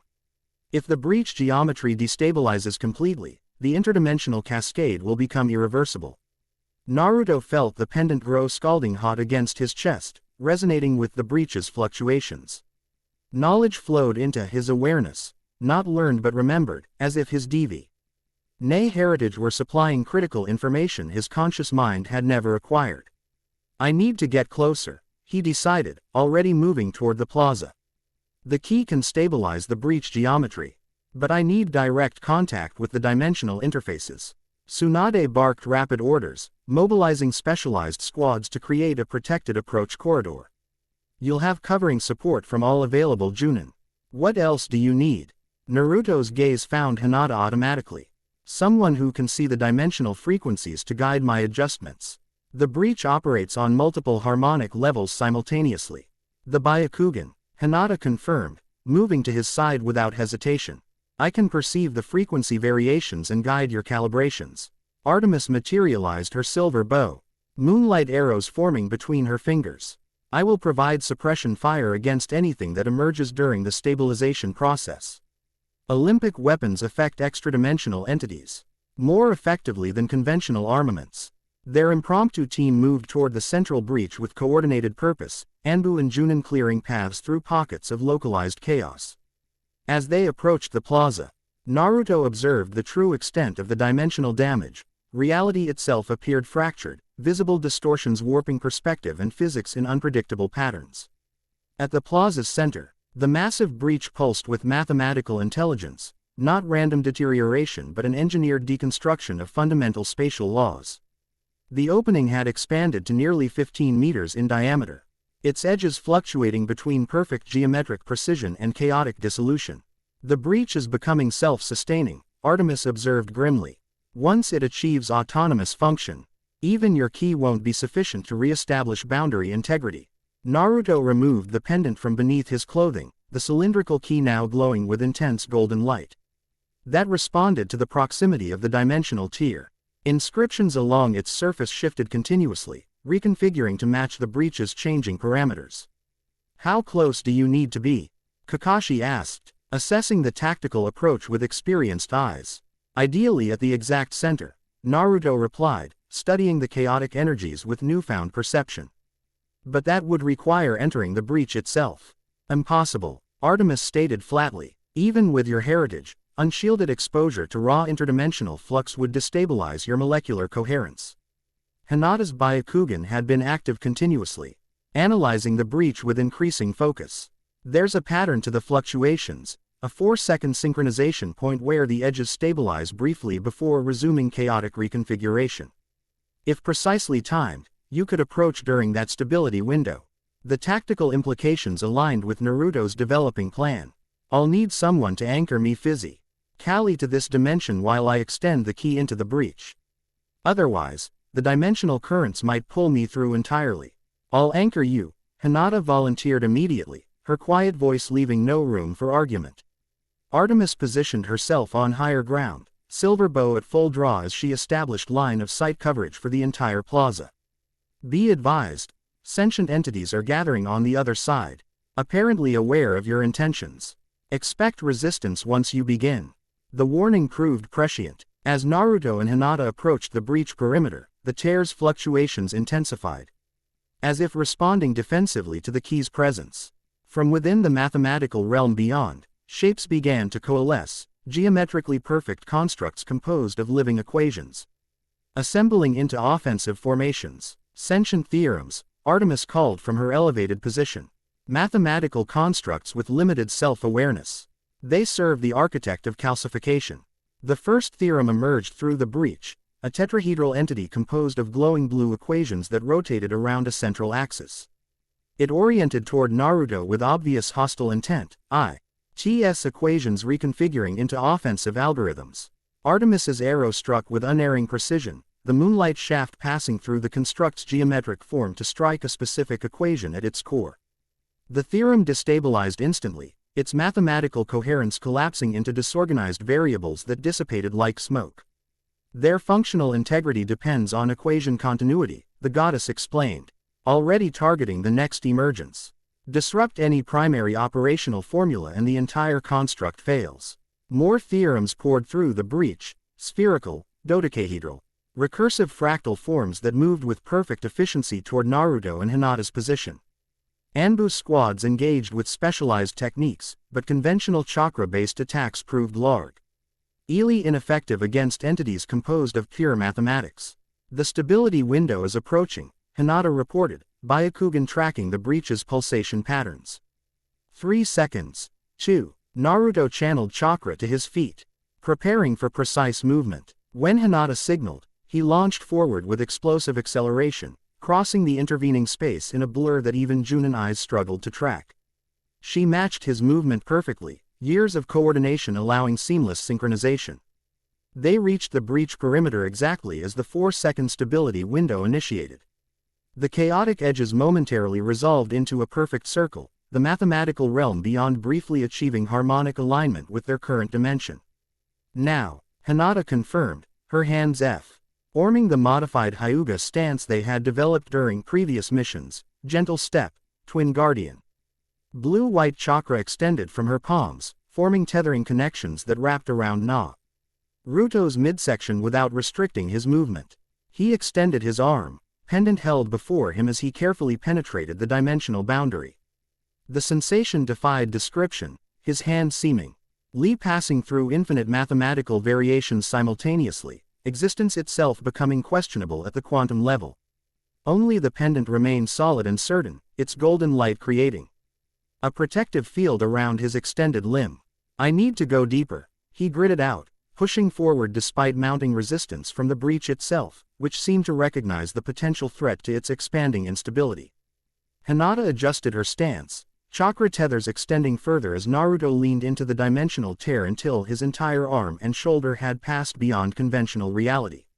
From this position, he could perceive the mathematical realm directly, an infinite lattice of perfect equations extending in all directions, the fundamental code underlying reality itself.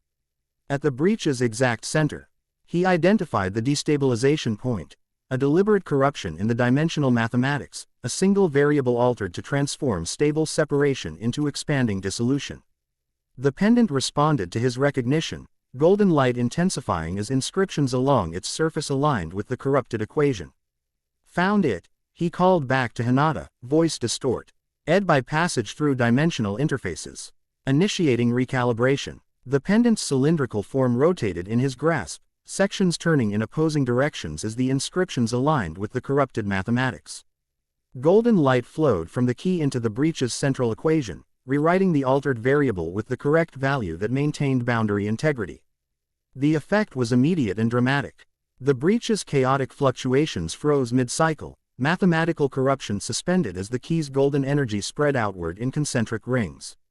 Equations throughout the visible portion of the mathematical realm began reorganizing, corruption reversing as proper values reasserted themselves.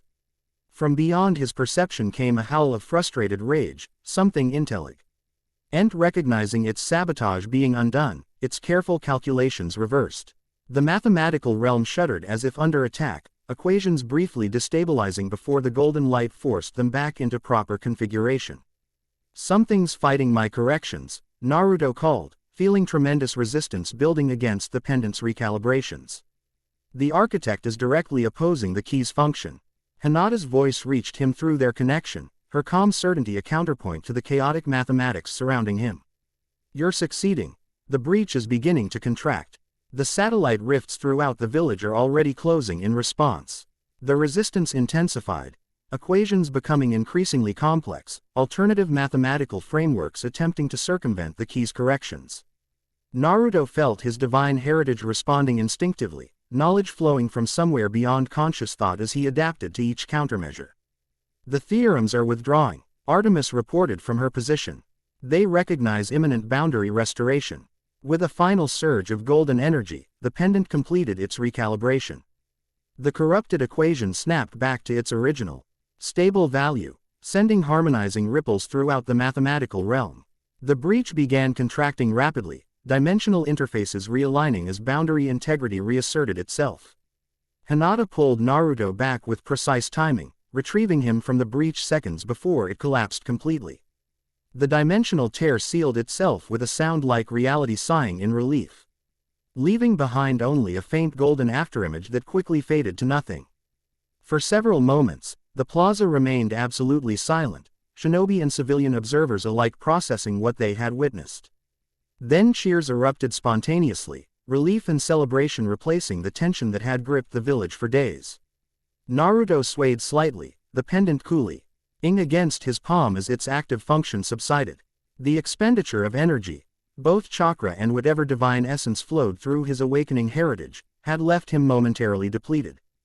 Hinata supported him without comment, her strength a quiet certainty he had come to rely upon through years of partnership. The chakra tethers had dissipated, but her hand remained at his back, physical action maintaining the bond their shared experience had deepened. You did it, she said simply, pride evident beneath her typically reserved expression. We did it, he corrected, acknowledging her essential role in the breach's closure. Artemis descended from her elevated position, silver bow transformed once more into a circlet adorning her auburn hair. The goddess studied the former breach location with professional assessment, silver eyes perceiving residual energies invisible to most observers. Temporary solution, she noted with clinical precision. The boundary has been restored, but the underlying dimensional pressure remains. Without addressing the source of corruption, similar breaches will eventually re-establish themselves.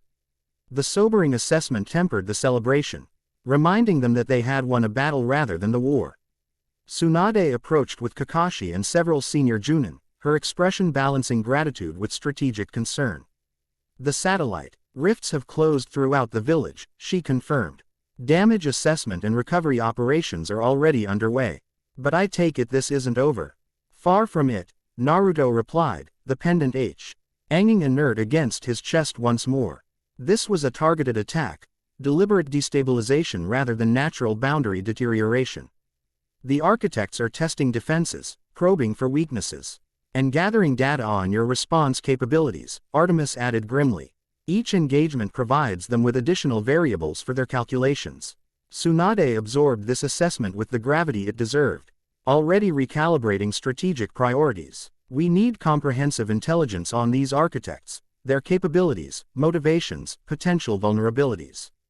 Jiraiya is coordinating with his network to gather whatever information exists in this dimension about previous incursions or historical references. The Hyuga archives may contain relevant information, Hinata suggested. The scrolls one accessed previously hinted at ancient connections between our clan and divine entities from other realms. Pursue that immediately, Tsunade directed. Kakashi, establish a dedicated task force to document and analyze all dimensional phenomena. We need pattern recognition to predict future breach locations. The Hokage turned to Artemis, addressing the goddess with diplomatic precision. Would Olympic resources be available to assist in this matter, or are you operating independently from your Pantheon's authority? The question probed delicately at the political complexities Artemis had hinted at previously. The goddess considered her response carefully, divine politics clearly weighing against immediate crisis management. Officially, Olympic protocol mandates non-interference in dimensional affairs beyond established jurisdictions, she replied with measured precision. Unofficially, I can provide certain forms of assistance that fall within my personal domain authorities. The diplomatic phrasing effectively communicated that she would help but couldn't guarantee broader Olympic support, perhaps even suggesting potential opposition from her pantheon to her current activities. Naruto recognized the significant risk Artemis was taking by remaining involved, particularly given Zeus's established policies regarding dimensional separation. That she continued to assist despite potential divine consequences spoke to both the seriousness of the threat and her evolving perspective on Olympic protocols. Your assistance is appreciated, regardless of official capacity, Tsunade acknowledged diplomatically. Now, if you'll excuse me, village reconstruction requires immediate attention. As the Hokage departed with her senior advisors, Naruto felt the adrenaline of crisis response fading, replaced by bone-deep weariness. The pendant's activation had drawn on energies beyond conventional chakra, aspects of his divine heritage that remained incompletely integrated with his human physiology. You need rest, Hinata observed quietly, her Byakugan perceiving his depleted energy reserves with perfect clarity. As do you, he replied, noting the strain evident beneath her composed exterior. Maintaining the chakra tethers against interdimensional pressure had required extraordinary control and stamina. Artemis observed their interaction with unreadable expression, silver eyes reflecting moonlight despite the midday sun. Both of you should recover your strength. I will conduct reconnaissance beyond the village perimeter. The dimensional disturbances likely affected a larger area than immediately apparent. The goddess departed in a blur of silver movement, her speed transcending human limitation. Naruto suspected her stated mission, while legitimate, also provided convenient excuse to avoid the uncomfortable domesticity of human recovery rituals. Divine beings often found mundane aspects of mortality discomforting. He and Hinata made their way through the village, witnessing the paradoxical aftermath of dimensional incursion, physical infrastructure largely intact alongside localized zones of reality distortion where the laws of physics remained temporarily altered. Recovery teams worked methodically to isolate these anomalies, marking perimeters with specialized sealing tags developed by the Uzumaki researchers Tsunade had summoned days earlier. At the intersection leading to the Hyuga compound, Hinata hesitated. Propriety suggested returning to her clan's residence after mission completion, but concern for Naruto's condition clearly troubled her. I should check the archives immediately, she said, though her tone suggested reluctance to separate. It can wait until you've rested, Naruto countered gently. The village isn't in immediate danger now that the breaches are closed. She seemed about to protest when a familiar voice interrupted their exchange. There you are. I've been looking everywhere since I heard you'd returned. Sakura approached from the direction of the hospital, medical pack still slung across her shoulder indicating she'd been treating casualties from the dimensional incursions. Her expression shifted rapidly from professional assessment to personal concern as she noted their exhausted state. You both look terrible, she stated bluntly, medical training overriding social niceties. Chakra depletion, minor dimensional exposure, probable cellular stress from extradimensional radiation. Without waiting for permission, her hands glowed with diagnostic chakra as she examined first Naruto, then Hinata. The familiar routine, Sakura's medical fussing following their missions, provided unexpected comfort amid the extraordinary circumstances. Hinata, your chakra pathways micro tears consistent with extreme output under unusual resistance patterns, Sakura reported professionally. You need specialized treatment to prevent long-term network damage. Before either could respond, she had taken command of the situation with the decisive authority she developed under Tsunade's mentorship. You're both coming to my apartment. It's closest, and I have the necessary medical supplies there. No arguments. The directive brooked no resistance, and truthfully, neither had energy to protest. Sakura's apartment, located conveniently between the hospital and Hokage had become an unofficial recovery space for Team 7 over the years, its spare bedroom and comfortable couch having hosted each of them during periods of convalescence.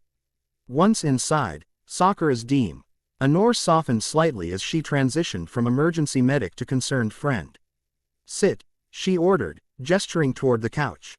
Food first, then treatment, then explanations about whatever caused me. See disaster you've been involved with this time. The familiar routine, Sakura's efficient care layered with gruff affection, provided grounding normalcy amid extraordinary circumstances. She produced Simple but nutritious food from her well-stocked kitchen, insisting they eat before attempting debriefing. Dimensional activity affects cellular metabolism, she explained, demonstrating knowledge that surprised both her patients. The hospital's been documenting physiological responses to breach proximity for the past 3 days. Regular nutrition helps stabilize quantum cellular fluctuations. Naruto raised an eyebrow at the unexpected expertise. You've been researching dimensional medicine. Someone had to, she replied pragmatically, preparing specialized herbal infusions as they ate. When the first rifts appeared, we had no treatment protocols for extradimensional exposure. Tsunade-sama assigned me to develop preliminary guidelines based on observed symptoms. Her matter-of-fact, adaptation to seemingly impossible circumstances epitomized the pragmatic resilience that characterized Konoha's shinobi.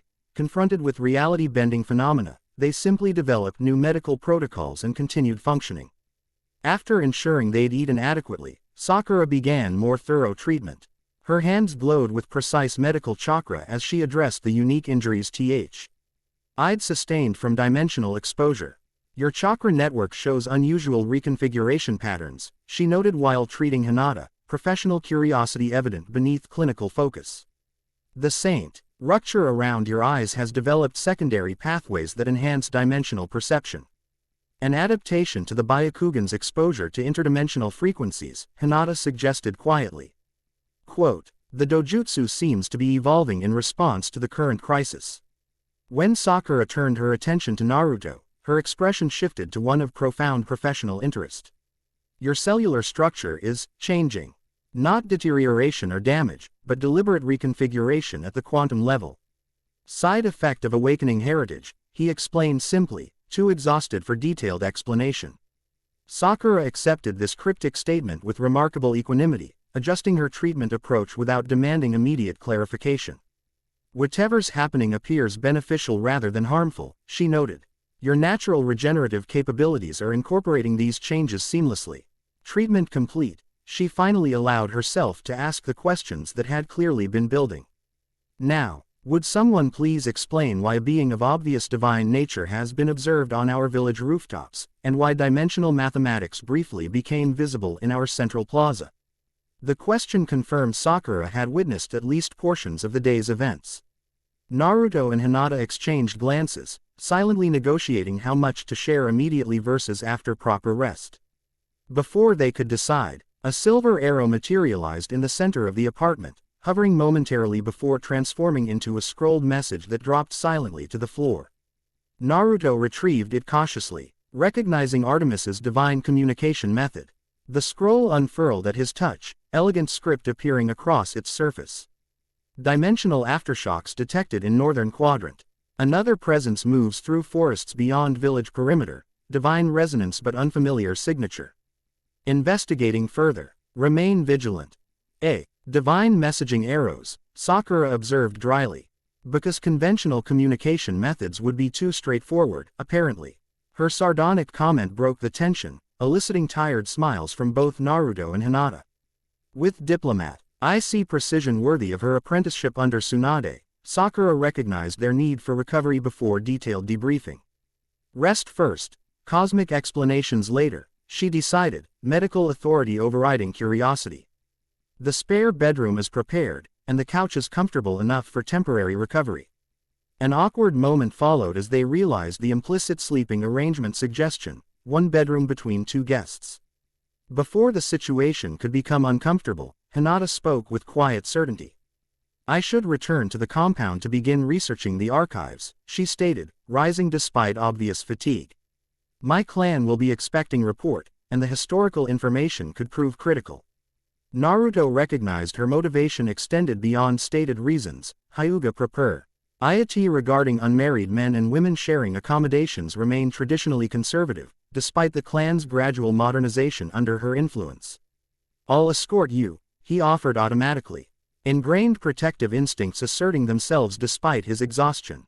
Absolutely not, Sakura countered with medical authority. Neither of you is in condition for unnecessary movement. Hinata, if you insist on returning to your compound, I'll summon a Hyuga escort. Otherwise, you take the bedroom, Naruto takes the couch, and we all behave like the responsible adults we supposedly are. The pragmatic solution diffused potential awkwardness, presenting the arrangement as medical necessity rather than social impropriety. After brief consideration, Hinata acquiesced with characteristic grace, accepting that rest would improve her research effectiveness later. "Thank you for your hospitality," she said formally, though the warmth beneath her proper phrasing conveyed genuine appreciation for Sakura's forthright solution. With sleeping arrangements settled, they separated to their respective recovery spaces. Naruto stretched out on the comfortable couch, physical exhaustion demanding immediate attention despite his mind's continued processing of the day's events. The pendant rested cool against his chest, temporarily dormant after its significant energy expenditure. Sleep claimed him almost instantly, his consciousness sliding into deeper rest than he'd experienced since his heritage began awakening. Whether from exhaustion or the protective influence of Rachel's RBS, which he'd maintained in a small pouch as she'd advised, his dreams remained his own, undisturbed by architect intrusions or divine messages. He woke to early morning sunlight and the aroma of brewing tea, his body having demanded nearly 15 hours of uninterrupted recovery. Sakura moved quietly in the kitchen, while Hinata sat at the small dining table, already dressed and reviewing a scroll she must have sent for during his extended sleep. "Morning," he greeted, sitting up and noting with surprise that his energy had replenished completely, far faster than normal recovery would allow. Even with his typically accelerated healing. Both women looked up, their expressions suggesting they'd been engaged in significant conversation before his awakening. Hinata's face held the focused intensity she exhibited when processing complex information, while Sakura's revealed the barely contained curiosity of a scientist confronting fascinating new data. "We've been comparing notes," Sakura explained, bringing tea to the table. "Hinata's historical research and my medical observations from the dimensional incidents. There are compelling correlations." Naruto joined them, accepting tea with appreciation while noting the scroll Hinata had been studying, ancient parchment covered in script that alternated between modern language and something far older. "The Hyuga archives contain more information than I initially expected," Hinata explained, her typically soft voice animated with scholarly enthusiasm. "Not just vague references but detailed accounts of previous dimensional convergences in our clan's role during those periods." She indicated specific passages on the scroll, where elegant calligraphy recorded historical events that conventional shinobi records had never mentioned. Approximately 3,000 years ago, during the previous major dimensional alignment, entities described as Silver Hunters established contact with the Proto-Hyuga clan, who were the nomadic priest seers rather than formalized shinobi. Artemis and her hunters, Naruto surmised, remembering the goddess's earlier comments about granting enhanced vision to certain humans. Hinata nodded confirmation. The Silver Hunters were facing entities described as boundary breakers who threatened multiple realms simultaneously. They sought human allies who could perceive dimensional frequencies invisible to ordinary vision. The Byakugan's origin, Sakura concluded, medical perspective immediately recognizing the evolutionary implications. Not a random genetic mutation but deliberate enhancement of existing perceptual capabilities. Precisely, Hinata confirmed. The Silver Hunters, clearly Artemis and her followers, modified the visual capabilities of selected clan members, creating what eventually became our dojutsu. In exchange, our ancestors served as dimensional sentinels, monitoring boundary integrity and reporting anomalies through specialized rituals. The evolution provided crucial context for the Hyuga clan's traditional role as observers and monitors rather than direct combatants. Their fighting style developed from a more fundamental purpose of perceiving that which others could not see. The scroll describes previous encounters with entities matching the architect's descriptions, Hinata continued, indicating ancient illustrations that depicted beings of geometric precision and mathematical perfection. They're identified by titles rather than names: the shaper of forms, the weaver of patterns, the calculator of probabilities. The architect of dissolution, Naruto completed, recognizing the entity from his dream encounter. And two others, Hinata confirmed: the harmonizer of elements and the synchronizer of time. Together they med what the scroll calls the five who frame existence. Sakura absorbed this information with remarkable composure, her scientific mind adapting to paradigm-shifting revelations with professional flexibility. This aligns with medical observations from dimensional exposure cases. Patients exhibit physiological changes consistent with adaptation to altered fundamental constants, as if reality itself were being rewritten at the quantum level. It is, Naruto stated simply. The architects don't just manipulate existing reality, they redesign its underlying structure. He explained what he'd learned about the architect's nature and capabilities, both from Artemis and his own awakening memories.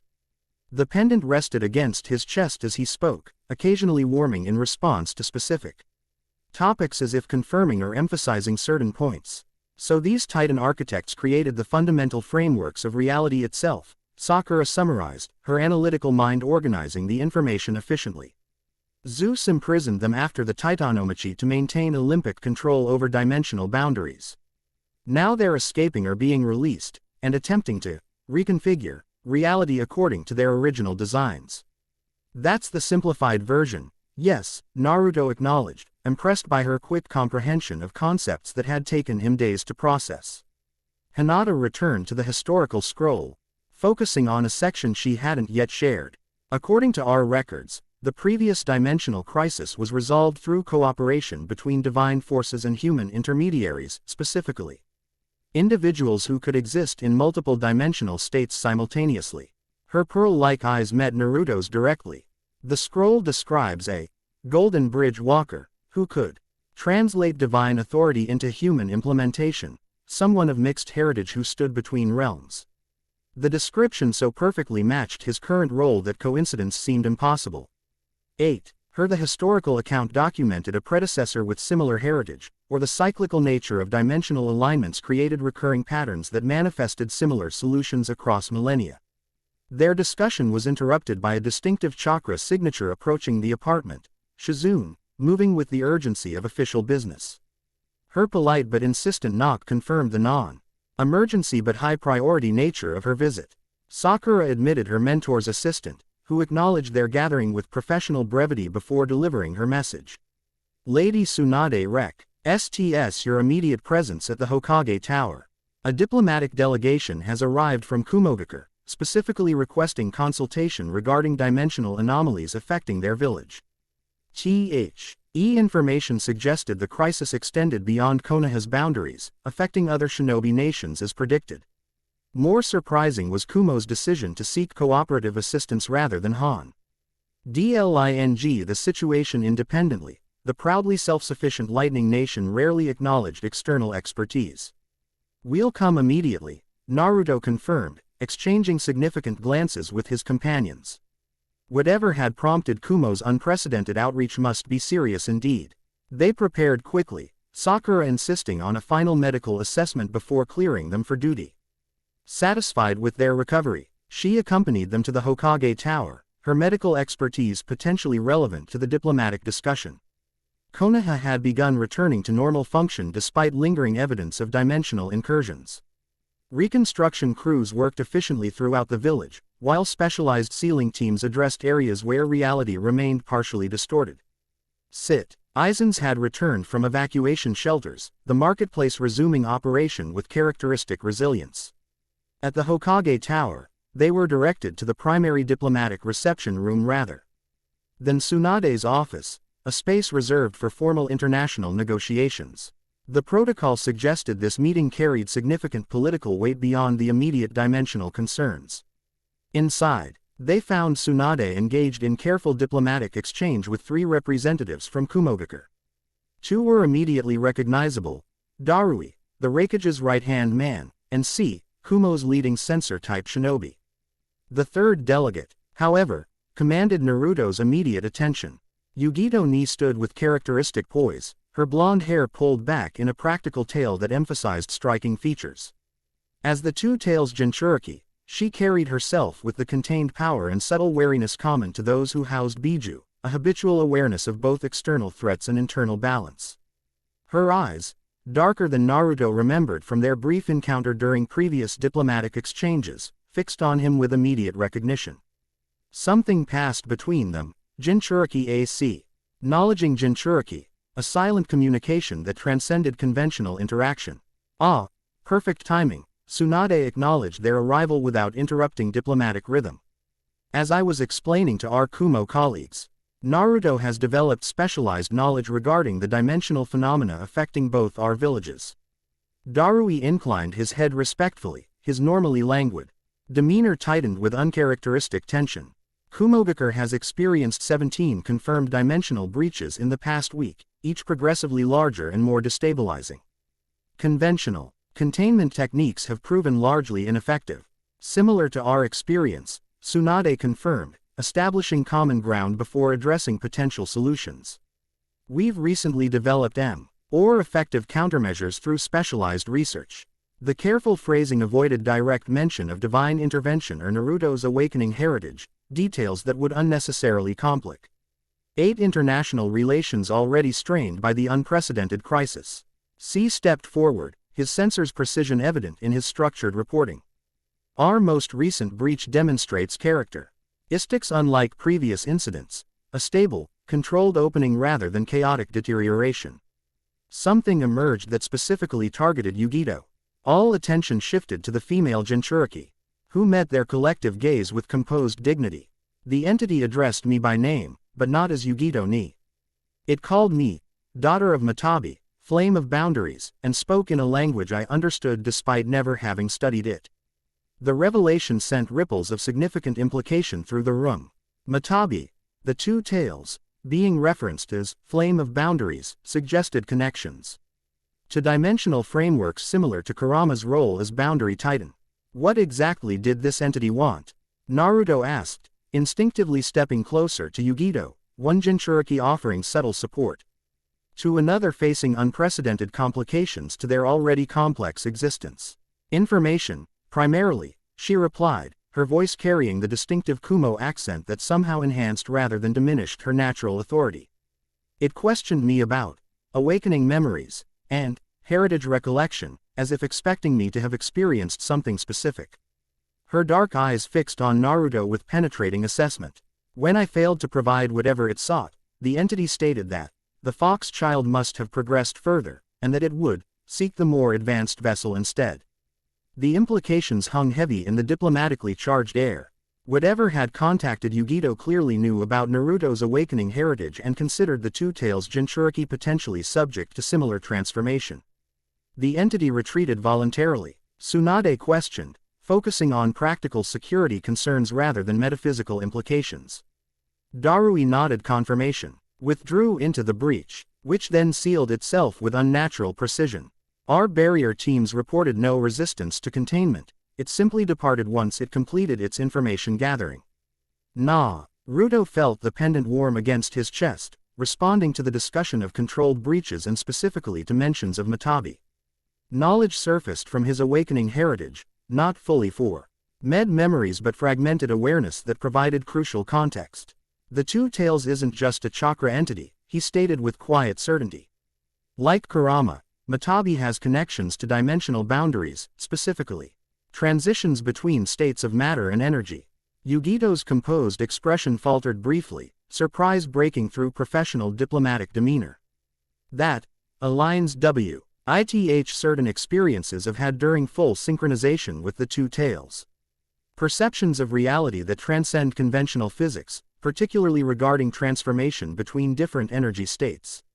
The shared understanding, one Jinchuriki to another, created momentary connection that transcended their village's complicated political relationship. Whatever differences existed between Konoha and Kumo, the experience of housing entities whose nature extended beyond human comprehension created common ground that few others could appreciate. Tsunade recognized the developing dynamic with shrewd diplomatic assessment.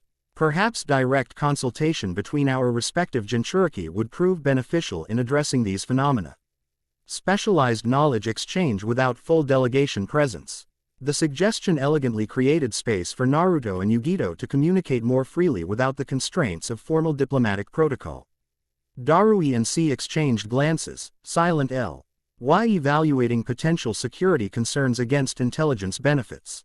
Reasonable proposal, Darui finally acknowledged. Provided appropriate security parameters are maintained. Of course, Tsunade agreed smoothly. Perhaps the East Garden would provide suitable environment, secure but less formal than our current setting. The diplomatic choreography concluded with practiced efficiency, allowing the Jinchuriki consultation to proceed while broader village-level discussions continued among senior representatives. Hinata and Sakura remained with Tsunade, their respective expertise relevant to ongoing diplomatic exchange. Naruto and Yugito were escorted to the Hokage Tower's private garden, a carefully maintained space featuring strategic sight lines and privacy seals that allowed confidential conversations while maintaining appropriate security.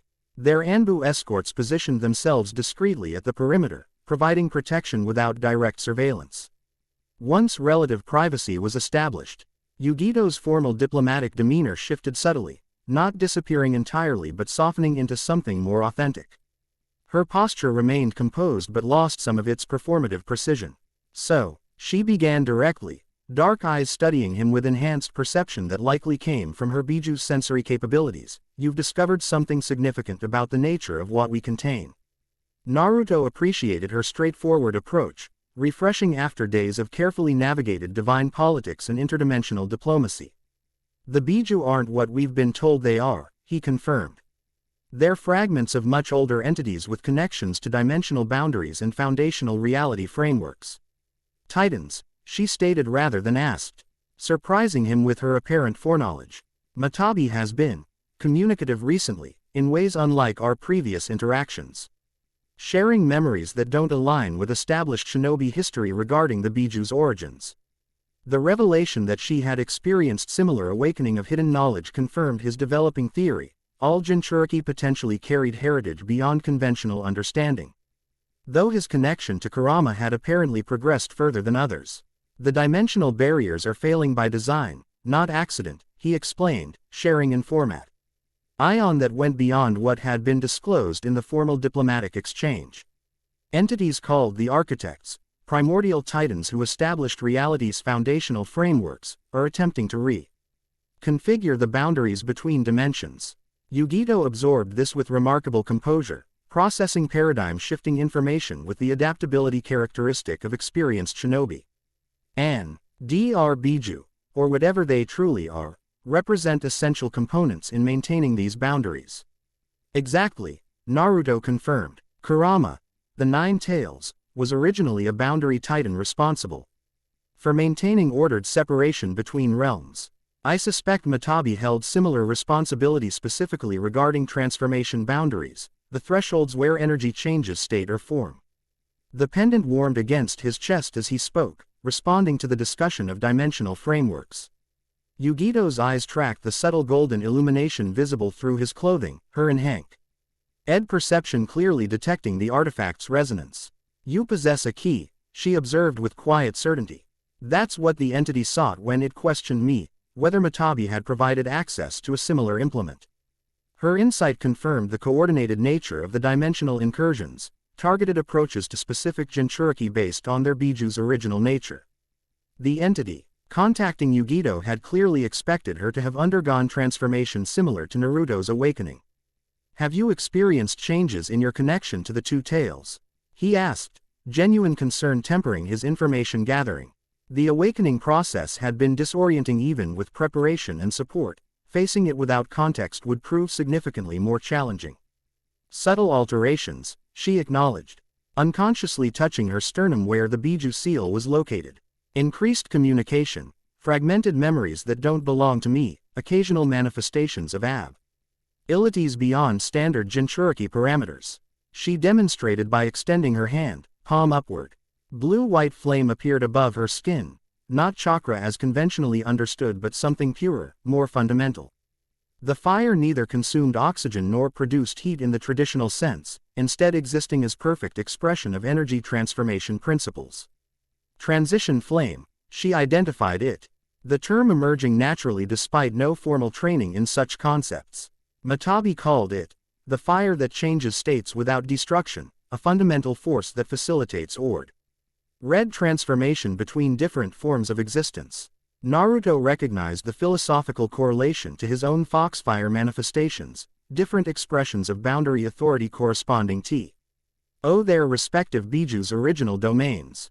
Where his golden flames enforced dimensional boundaries and transitions between realms, her blue-white fire governed transformations within realms, changes between states of being.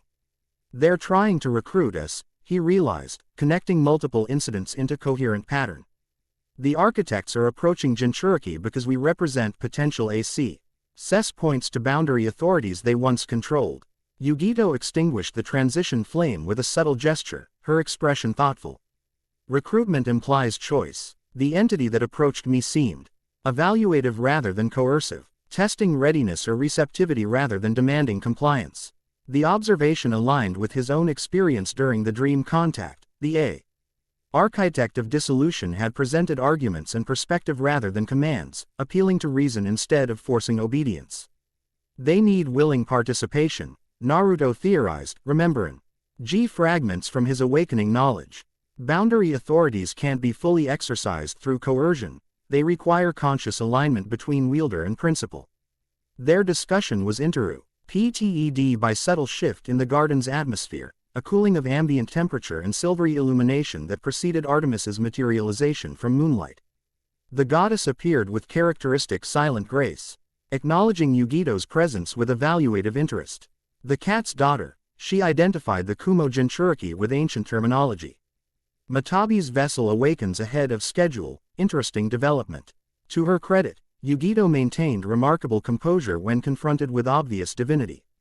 Her shinobi training and Jinchuriki experiences had clearly prepared her for extraordinary encounters beyond conventional parameters. Olympian, she acknowledged with perfect balance between respect and self-possession. By the silver eyes, Artemis herself. Matabi recognizes your aspect. The goddess raised an elegant eyebrow, clearly surprised by the Jinchuriki's composed recognition. The two tales shares memories more freely than anticipated. Your bond must be exceptionally harmonized. Necessity rather than preference, Yugito replied with diplomatic precision.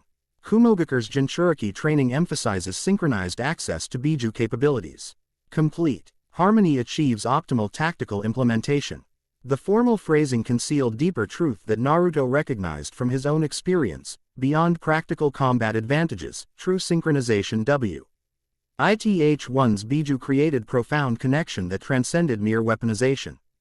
Yugito had clearly developed relationship with Matabi that paralleled his evolution with Kurama. Artemis circled the Kumo Jinchuriki with predatory assessment, silver eyes perceiving layers beyond physical appearance. Transition authority partially awakened but incompletely integrated. The flame responds to your ill but not your essence, intermediate development stage. She turned to Naruto, comparative evaluation evident in her expression. Further progressed than expected across multiple vessels. The Architect's approach demonstrates sophisticated understanding of awakening parameters.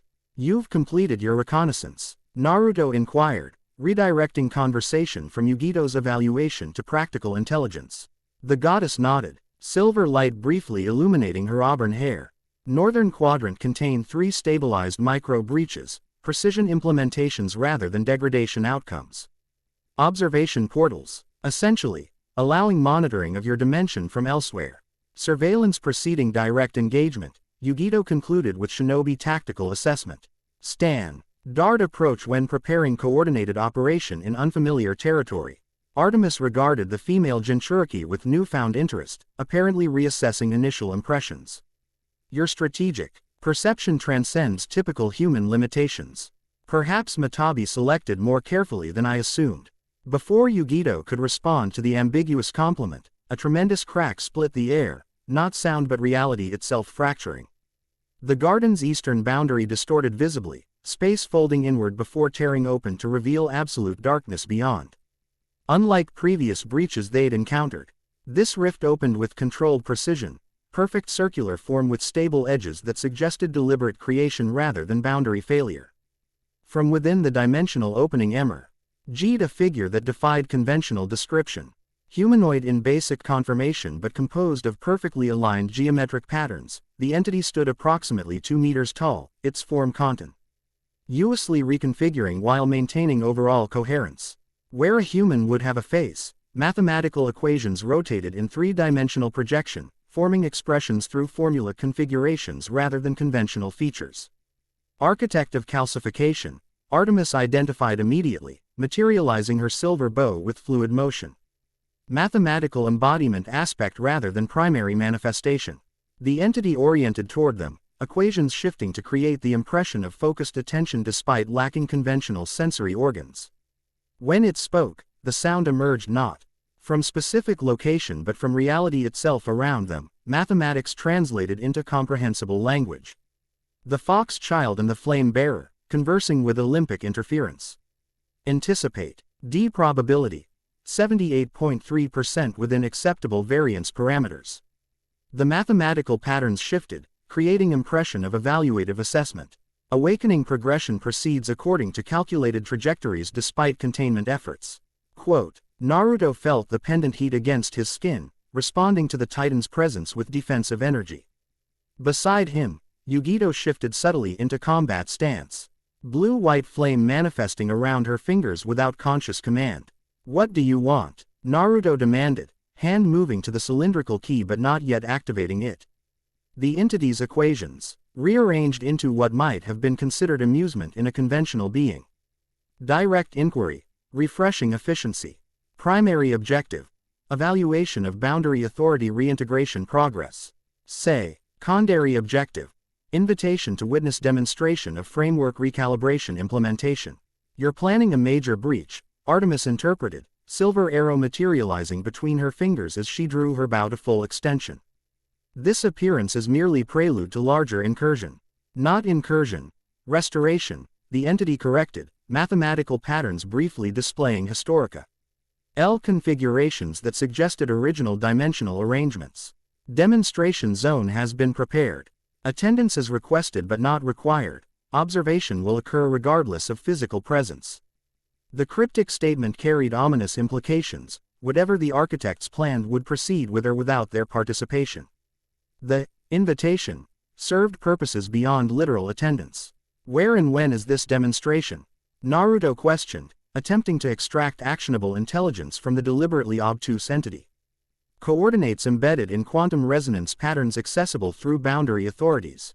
The architect replied, equations shifting to display complex mathematical formulae. Temporal indexing. 17 rotational units from present reference point. 17 hours from now, Artemis translated, her divine perception interpreting the abstract temporal reference. The entity's form began reconfiguring, edges becoming less distinct as it prepared to withdraw. The boundaries were never meant to be absolute.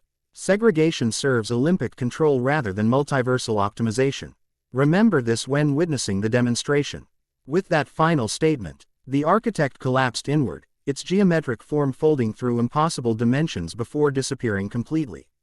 The rift sealed behind it with mathematical precision, leaving no trace of its existence beyond disturbed air molecules.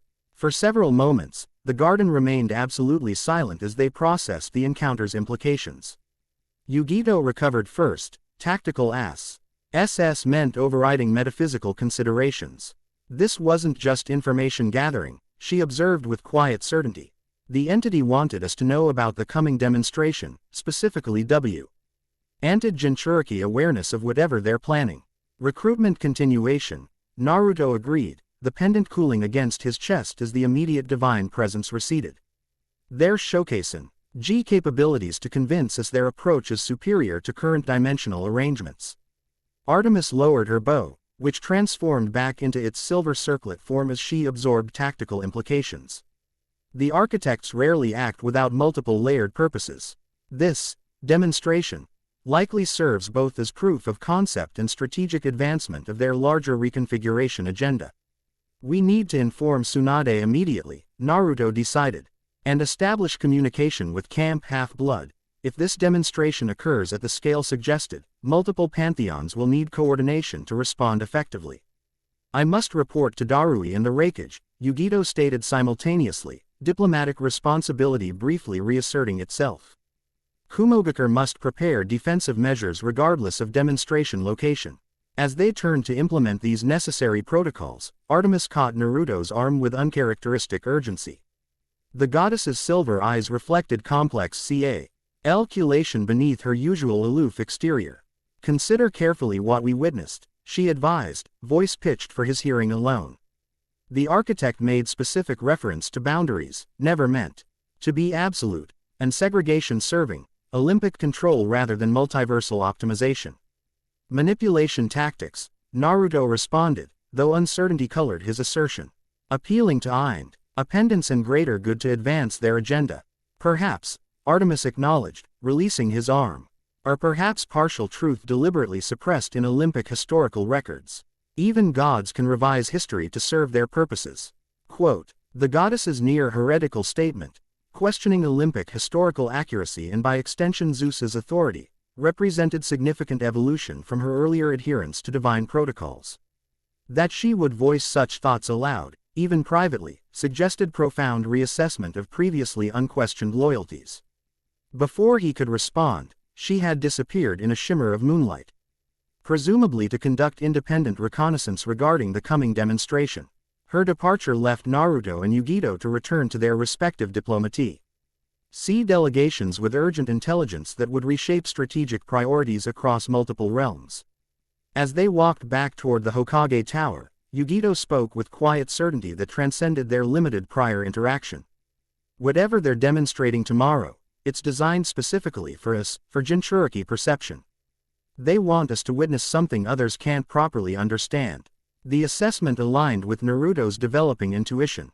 They believe showing us the truth about dimensional boundaries will convince us to support their reconfiguration efforts. And would they be wrong? Yugito asked, the philosophical question emerging with surprising directness. If the current arrangement truly serves divine control rather than multiversal benefit, shouldn't we consider alternatives? The question articulated doubts that had been forming in Naruto's mind since his initial dream encounter with the architect of dissolution. What if the Olympic version of Daimon Seonal history represented self-serving revision rather than absolute truth? What if the boundaries could be reconfigured to allow beneficial connection without catastrophic collapse? I don't know, he admitted honestly. But making that determination requires more information than we currently possess, from multiple perspectives, not just architects or Olympians. Yugito nodded thoughtfully, appreciating his balanced approach rather than dismissing the fundamental question. Unlike many shinobi who might have rejected extra-dimensional philosophical concerns as irrelevant to immediate mission parameters, she engaged the deeper implications with appropriate seriousness. Tomorrow's demonstration will provide additional data, she noted practically. Though interpreting that data without manipulation remains challenging. They had reached the Hokage Tower, their brief but significant exchange establishing understanding that transcended conventional diplomatic interaction. As Jinchuri, he confronting unprecedented awakening of boundary authorities, they shared unique perspective that even their respective villages couldn't fully comprehend. Regardless of philosophical questions, protecting our people remains primary objective, Naruto stated, reaffirming shared values that transcended potential metaphysical disagreements. On that we maintain perfect alignment, Yugito agreed, with quiet intensity that revealed the dedicated protector beneath her composed exterior. Whatever the architects demonstrate, our response must prioritize human welfare across all affected dimensions. With that fundamental agreement established, they rejoined their respective delegations to share intelligence about the coming demonstration. The pendant hung heavy against Naruto's chest, its potential for dimensional restoration or reconfiguration representing power that both Olympians and architects sought to influence, power that would prove crucial in whatever confrontation tomorrow's demonstration would inevitably trigger. As diplomatic machinery engaged to coordinate unprecedented multi-village response to extra-dimensional threat, Naruto found his thoughts returning to Artemis's parting question. Even gods could revise history to serve their purposes, a possibility that complicated every certainty he had been developing about his awakening heritage and cosmic responsibilities. Tomorrow's demonstration would likely reveal whether the architects offered genuine alternative to flawed Olympic governance or merely different flavor of self-serving manipulation. Until then, preparation remained the only certainty in increasingly uncertain interdimensional landscape. The son of the fox god had taken another step toward his prophesied role at Twilight's edge between old gods. And knew, with the key to mend or break the world resting solely with him, and crucial choices looming with every dimensional tremor that reshuffled the cosmic deck. Chapter 3 End. The End. I hope you enjoyed this episode. Remember to subscribe and like this video. See you in the next video.